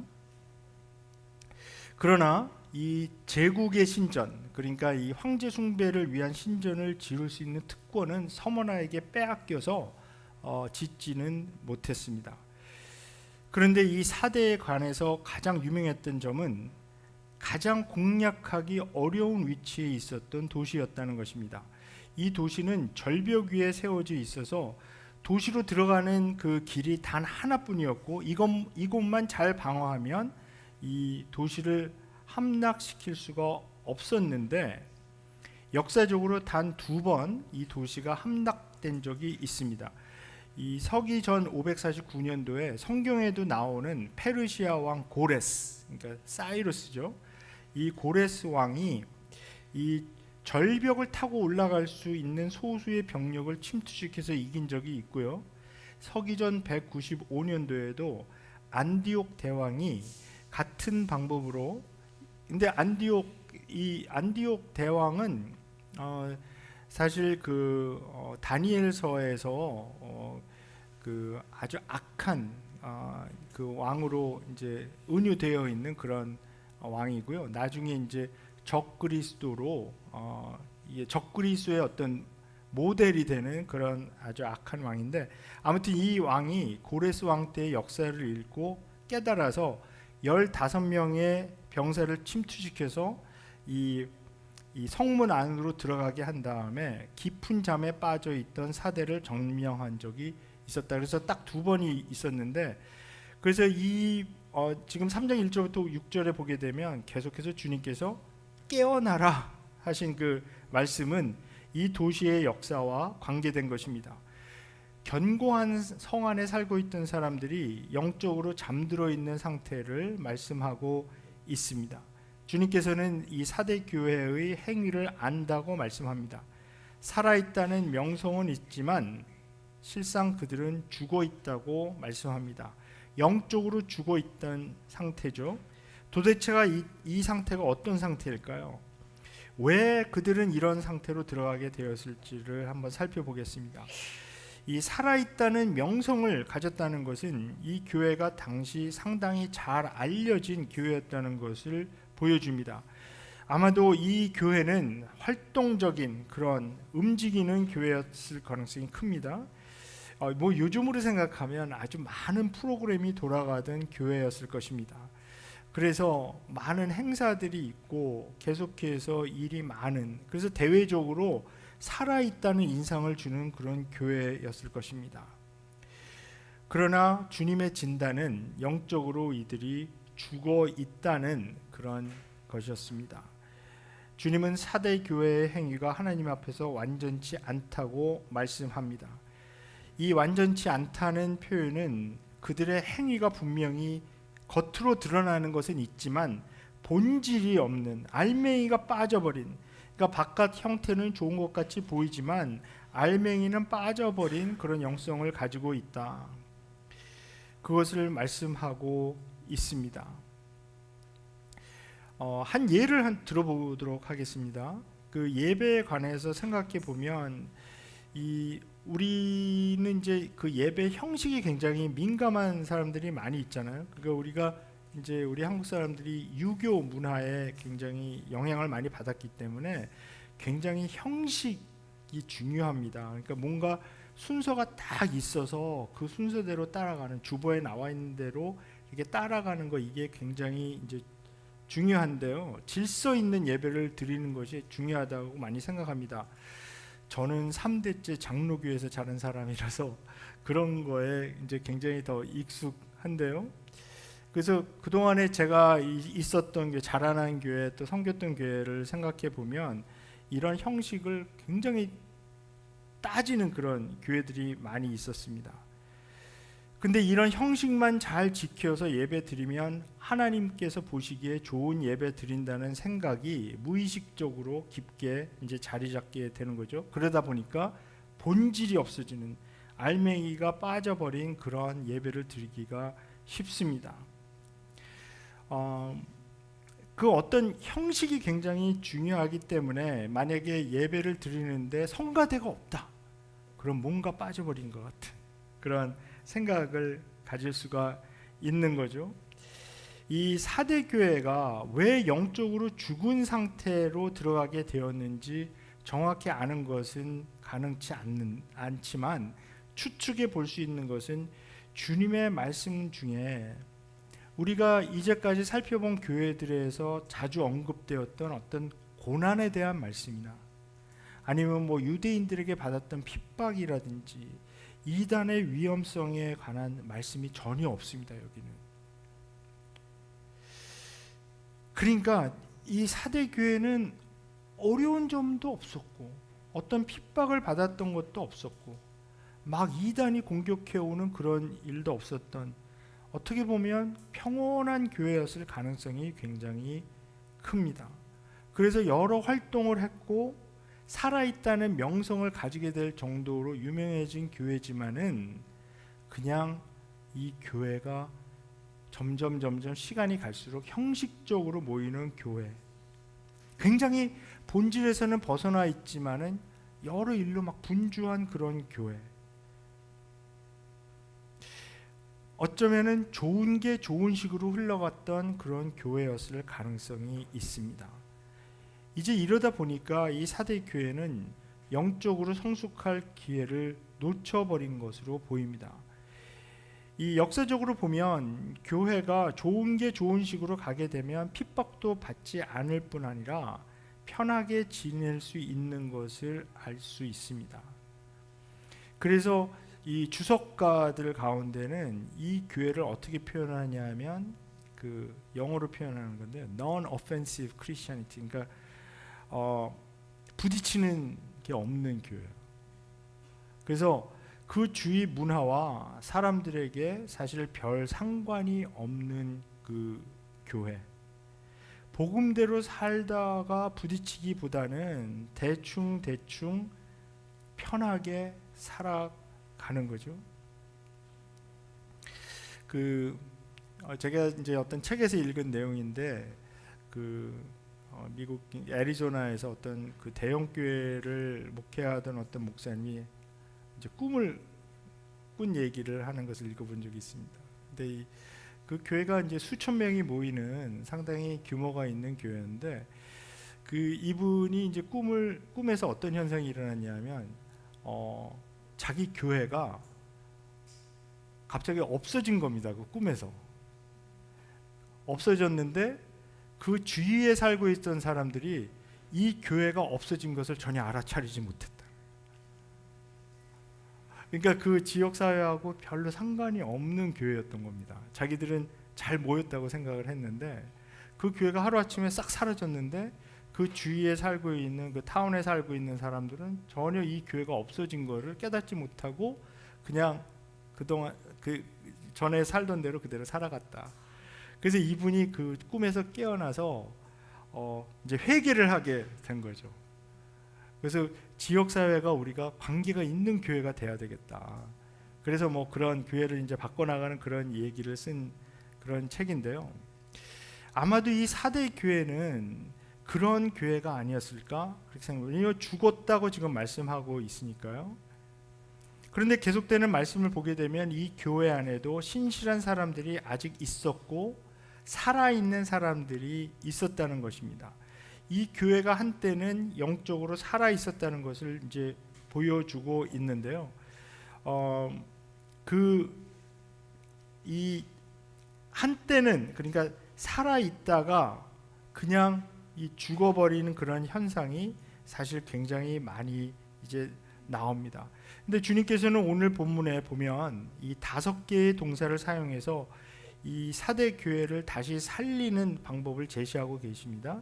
하나하나 한번 보겠습니다. 첫 번째는 깨어나라입니다. 깨어나라. 깨어나라라고 번역된 동사는 사실 직역하면 계속 주시하라라고 하는 말씀입니다. 이 도시가 함락된 역사를 비추어 보면 이 말씀은 서 있을 때 주의해서 넘어지지 않도록 하라는 그 말씀입니다. 사대교회 교인들은 자기가 영적으로 죽어 있다는 사실조차 모르고 있을 가능성이 큽니다.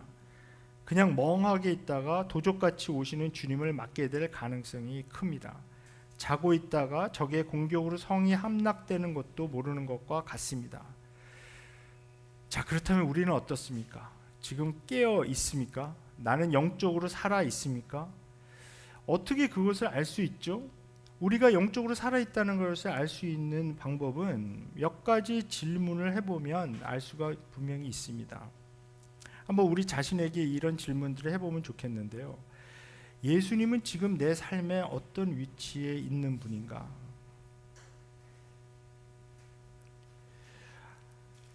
하나님의 나라는 지금 내 삶에 어떤 위치에 있는가? 그러니까 같은 질문이죠, 사실은. 근데 나의 생각, 내가 결정하는 것, 나의 일, 나의 일상에 예수께서 어떤 위치를 차지하고 있고 하나님 나라는 어떤 위치에 있는가?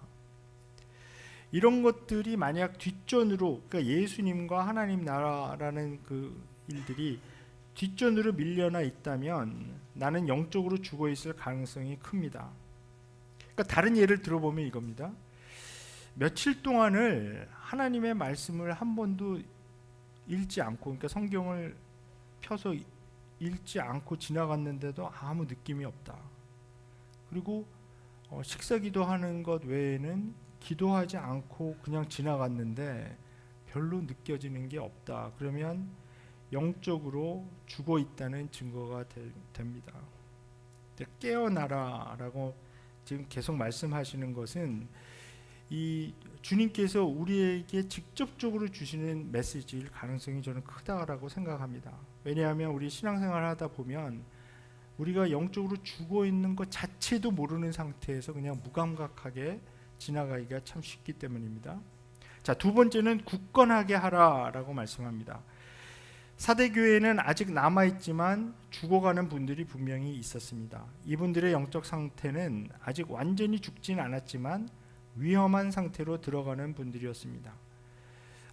제 생각에는 성도님들 중에도 그런 분들이 있다고 저는 믿는데요. 아직 숨이 붙어 있지만 굉장히 힘들어하는, 우리 주위를 잘 보면 그 영적으로 힘들어하는 형제자매가 분명히 있거든요. 그래서 격려하고 힘을 불어넣는 그 일이 꼭 있어야 합니다. 그러니까 영적으로 막 눌려서 숨쉬기도 힘들어하는 분들이 분명히 있습니다. 그런 분이 있는지 우리 공동체에서 서로 돌아보고 격려하고 그냥 얘기 들어주는 것만으로도 큰 도움이 될 수 있습니다. 그러니까 또 자꾸 이제 가르치려 들지 마시고 네, 사랑으로, 위로로, 격려로 이렇게 누구든지, 사실 뭐 저는 목회자고 또 뭐 교수 생활도 오래 하고 그랬는데 아무리 그래도 제가 막 가르치려고 그러면 싫어하더라고요. 그래서 일단은 들어주는 게 굉장히 중요한 것 같습니다. 자, 세 번째는 되새기라 또는 생각하라.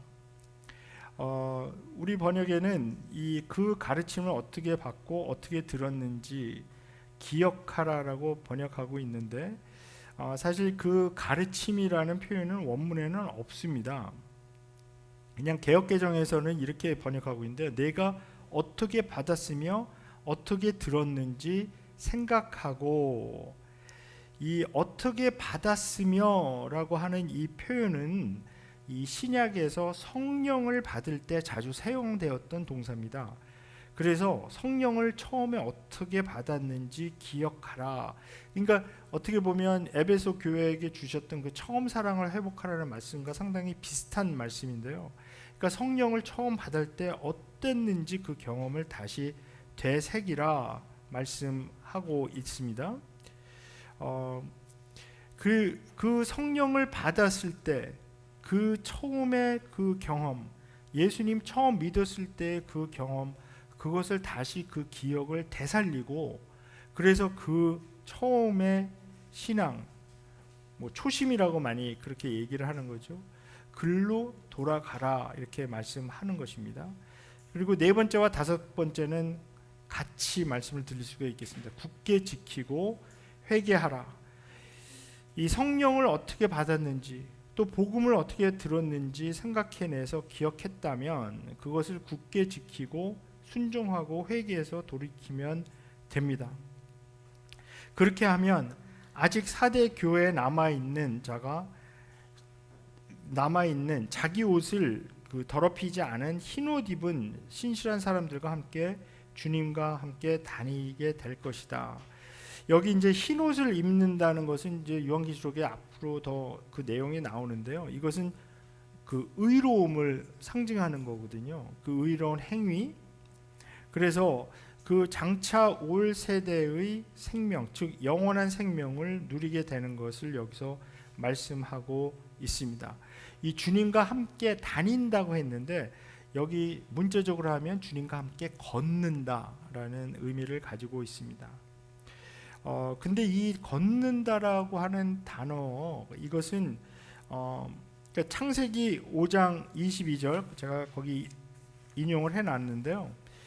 에녹은 무드셀라를 낳은 뒤에 300년 동안 하나님과 동행하면서 아들, 딸을 낳았다 이렇게 말하고 있습니다. 근데 여기 하나님과 동행한다라고 번역된 부분이 바로 하나님과 함께 걸었다라는 단어거든요. 이것을 이제 히브리어로는 할락이라고 합니다. 그래서 이 말은 걷는다, 그러니까 율법이 가르쳐 주는 대로 한 걸음 한 걸음 걷는다라고 하는 그 의미가 돼서 이 할락이라는 단어, 걷는다라는 단어는 하나님과 동행한다라는 단어로 인식이 되기 시작했고요. 그래서 이것을 명사형으로 바꾼 할라카라고 하면 그 율법의 조항대로 하나하나 지키면서 사는 것을 의미합니다. 그래서 할락에서 할라카, 헬라어로는 페리파테오라고 합니다. 그래서 이제 사도 바울은 어떤 표현을 쓰냐면 성령께서 가르쳐 주시는 대로 한 걸음 한 걸음 페리파테오 하라 그렇게 말씀하고 있거든요. 그러니까 율법이 원래 하던 기능을 성령이 하는 것으로 이렇게 바꿔서 말씀하고 있습니다. 하나님과 동행하는, 하나님과 함께 걷는다는 의미는 하나님과 계속 같이 호흡하면서 하나님께 순종하며 나간다는 것이죠. 자, 요한계시록 4장 11절과 5장 9절에 보면 이렇게 말씀하는 것, 여기에 이제 그런 자격이 있기 때문이다라고 이제 본문에서 말하고 있는데요. 여기 이 자격이 있다라고 하는 표현은 다른 말로 하면 합당한, 그러니까 합당하다라고 하는 그 단어입니다. 그러니까 그 악시오스라는 단어인데요. 헬라어로는 4장 11절 제가 먼저 읽어보겠습니다. 우리의 주님이신 하나님, 주님은 영광과 존귀와 권능을 받으시기에 합당하신 분이십니다. 주님께서 만물을 창조하셨으며 만물은 주님의 뜻을 따라 생겨났고 또 창조되었기 때문입니다 하고 외쳤습니다.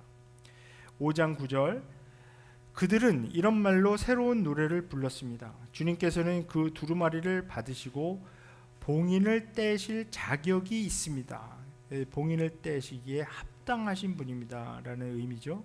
주님은 죽임을 당하시고 주님의 피로 모든 종족과 언어와 백성과 민족 가운데서 사람들을 사서 하나님께 드리셨습니다. 그래서 이런 합당한 자격이 있는 사람들이기 때문에 그 하나님과 함께 걷고 그런 사람들을 이제 굳게 세우라 이렇게 말씀하고 있습니다. 그리고 마지막으로 그들의 이름이 생명책에 남아 있을 것을 말씀하고 있습니다. 그 생명책에 기록된 이름, 우리의 이름이 불려질 때 예수님이 하나님 아버지 앞과 천사들 앞에서 그 이름에 고개를 끄덕이게 될 것이다. 예수께서는 이 사람은 내가 아는 사람입니다. 내 형제, 내 자매입니다. 이렇게 말씀하시는 그 순간이라는 거죠.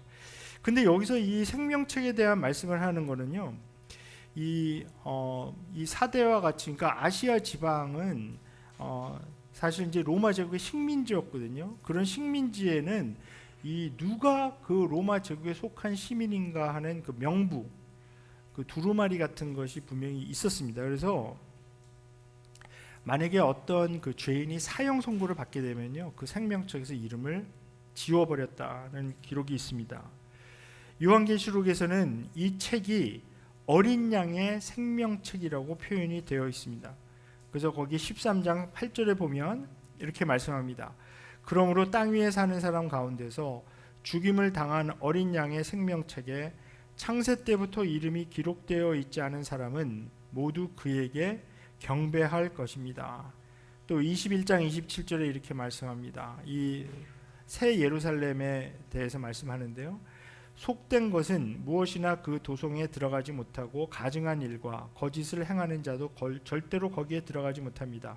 다만 어린 양의 생명책에 기록되어 있는 사람들만이 들어갈 수 있습니다. 자, 4대 교회 아주 이 보내진 편지, 이것은 사실 두아디라 교회에 보낸 편지가 가장 길었다면 이 4대 교회에 보내진 편지는 사실 가장 짧은 이제 편지입니다. 서머나 교회에 보냈던 편지와 비견될 정도로 이제 짧은 건데, 근데 이 편지에 이미 말씀드렸듯이 어떤 고난이나 핍박이나 뭐 순교의 얘기도 없고 이런 얘기들이 전혀 없습니다. 그런 가운데서 이 교회가 이제 영적으로 죽어 있기 때문에 살아있다는 명성만 가지고 있고 영적으로 죽어 있기 때문에 주님께서는 이 교회를 깨우기를 원합니다. 근데 이 깨우기를 원한다는 의미는 뭐냐면 완전히 죽어 있다는 표현이 잠들어 있다는 표현과 같은 표현인 것을 우리가 알게 됩니다. 죽어 있으면 부활시키기 전에는 깨우기 힘들잖아요.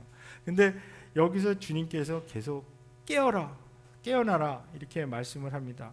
그렇기 때문에 이 편지에 사실 소망의 틈이 있습니다.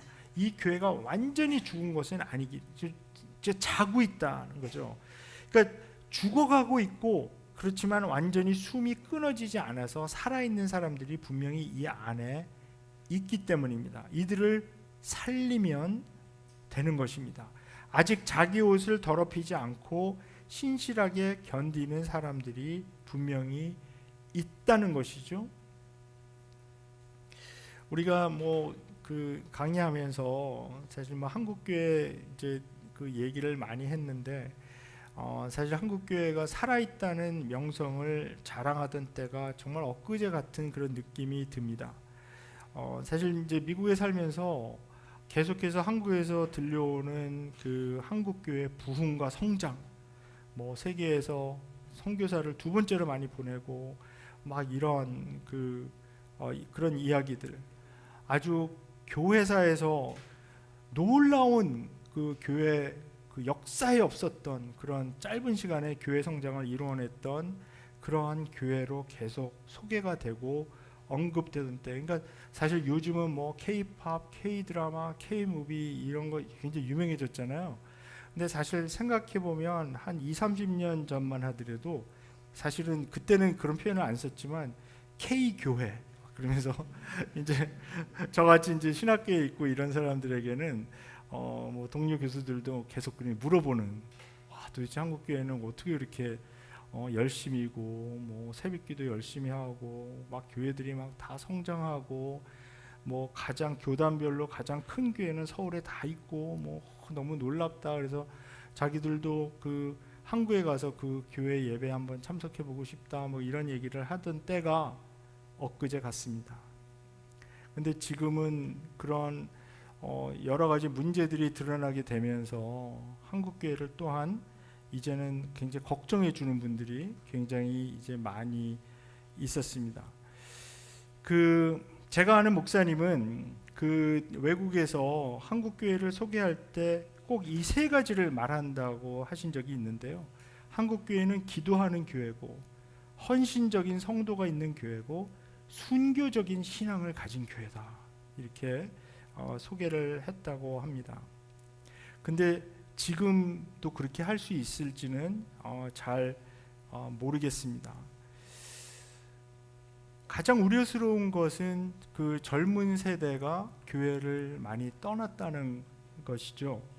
그 이제 우리 뭐 보통 2030 뭐 MZ 세대라고 얘기를 많이 하고 그러는데 젊은이들 가운데에서 이 교회를 가는 게 이제는 더 이상 쿨한 행동이 아니기 때문에 너무나 이런 현상이 꽤 오랫동안 지속이 되었고, 그래서 교회가 굉장히 빨리 노화되는 현상을 우리가 이제 보고 있습니다. 이 살아있다는 명성은 있었지만 죽어가고 있는 교회다, 잠들어 있는 교회라는 그런 비관적인 분석을 보는 것은 이제는 너무나 흔한 일이 되었습니다. 그런데 요한계시록을 그동안에 제가 공부하면서 이 우리 교회의 상황에 대해서 깨닫게 되는 것은 이겁니다. 한국 교회가 너무나 빨리 찾아온 어떤 외형적인 성장을 단순히 하나님의 축복으로 받아들이기 시작하면서, 그러면서 복음을 오해하기 시작했고 하나님의 방법을 너무나 오해한 그런 현상이 있었다는 겁니다. 그러니까 사람들이 교회로 몰려들었을 때, 급격하게 빨리 몰려들었을 때 이것을 그냥 하나님의 은혜고 하나님이 잘해주셔서 우리 교회가 이렇게 커지고 사람들이 많아졌다라고 생각하는 대신 말씀으로 돌아가서 말씀에 비추어 봐서 이렇게 사람들이 몰려오는 이유가 뭘까? 이 사람들을 많이 모아서 큰 교회를 이루는 것이 정말 하나님의 뜻일까 하는 질문을 했었어야 되는데, 그런 질문을 할 겨를도 없이 그냥 너무나 몰려드는 사람들을 그냥 감당하기에 힘들었던 그런 일들이 있었습니다. 그 속도와 비슷하게 젊은 사람들은 교회를 빠져나가고 더 이상 오지 않습니다. 결국 이 주님께서 4대 교회에게 주신 그 말씀에 비추어 보면 우리가 깨어나기 위해서 어떻게 우리가 받았고 어떻게 받아들였는지, 성령을 어떻게 받았는지, 또 복음을 어떻게 받았는지 하나님의 말씀으로 돌아가는 것 외에는 방법이 없습니다. 외형적인 그런 성장과 외형적인 모습은 많이 훌륭하게 갖춰져 있어서 그런 명성을 가지고 있지만은 본질이 빠져버린 그런 교회가 된 것입니다. 우리가 성숙으로 나아가는 그런 기회를 이제 놓쳐버렸고요. 그래서 이 교회에 대해서 냉소적인 태도를 가진 사람들이 너무나 많이 있는 것을 이제 보게 됩니다. 그러나 제가 분명히 확신하는 것은 어떤 지난 10월 달에도 제가 한국에 갔었는데요. 가서 집회를 했는데 그때도 보면 분명히 살아있는 분들이 있고요. 열심히 있는 분들이 있습니다. 근데 여기서 제가 그냥 여기 저는 그러니까 이제 10대 미국으로 이민 가서 살면서 디아스포라 생활을 계속한 사람인데요. 그래서 한인 디아스포라 이 공동체가 가지고 있는 하나님의 놀라운 목적이 있는 것을 그냥 잠시 말씀드리고 싶습니다. 우리 성도님들이 여기 이 하노이에 왜 와 계신지 저는 알 수가 없습니다. 저는 사정을 잘 모르니까요. 어떤 이유로 와 계신지는 모르지만 하나님께서 그 한국에서 이렇게 빼내서 이런 하노이에 와서 살게 하신 것은 우연이 아니라고 저는 생각을 합니다. 제가 지금 섬기는 교회에 제가 첫 시간에 조금 말씀을 드렸는데 가장 마지막으로 조인한 그룹이 일본 회중입니다. 근데 그 일본 회중을 담당하고 있는 우리 목사님 성함이 요시키 목사님인데 발음을 잘해야 돼요. 요시키 목사님인데 그분하고 제가 이제 대화를 많이 하게 되는데 그분이 뭐라 그러냐면 일본 사람이 일본에 살면서 예수를 믿을 가능성보다 일본 사람이 외국에 나와서 예수님을 믿을 수 있는 그 가능성이 몇백 배가 된다는 거예요. 일본에 살면서는 그리스도를 믿을 가능성이 많이 없던 사람들도 외국에 나와서 생활하는, 어떤 사람은 짧게는 3개월, 어떤 사람은 1년, 뭐 2년, 3년 일본 사람들은 더 이상 뭐 미국 같은데 이민 안 오거든요. 오래전에 끝났어요.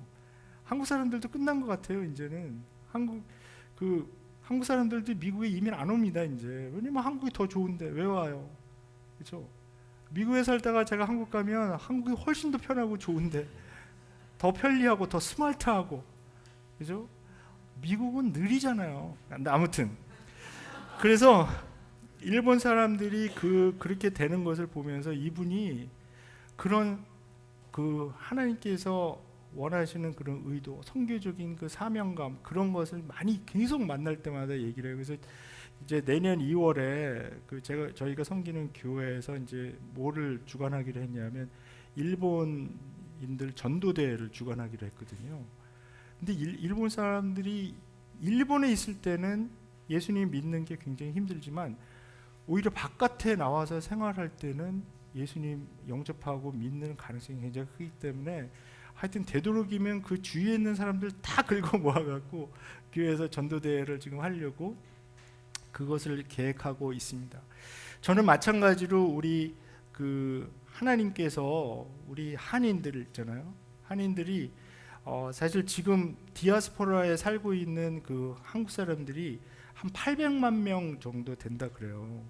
그래서 어떤 사람들은 뭐 이민 나가서 계속 거기서 사는 사람들도 있고, 어떤 사람들은 또 잠시 나왔다가 다시 한국에 들어가고 이런 현상이 있는데, 근데 이 바깥에 나와 있는 이때가 정말 깨어날 때라는 겁니다. 그리고 여기에 분명히 영적인 의미가 있습니다.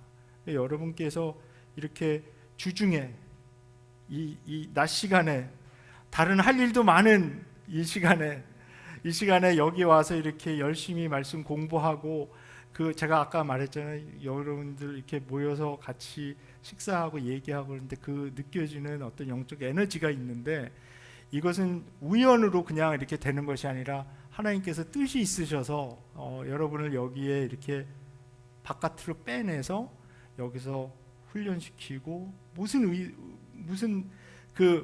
하나님께서 무슨 뜻이 있으셔서 하는 것은 우리가 각자가 생각해서 나가겠지만, 그런 면에서 저는 소망을 봅니다. 그래서 너무 감사하고요. 이 한국 교회 안에 분명히 살아있는 성도들이 있는 것을 계속 저는 이게 보고 있고, 그래서 바깥에서 이 들리는 우울한 그런 생각, 그런 소식들 참 많잖아요. 완전히 그냥 한국 교회가 완전히 극우에 빠져갖고 집회하는데 미국 성적이 드는 왜 그러는지 정말 너무 창피한.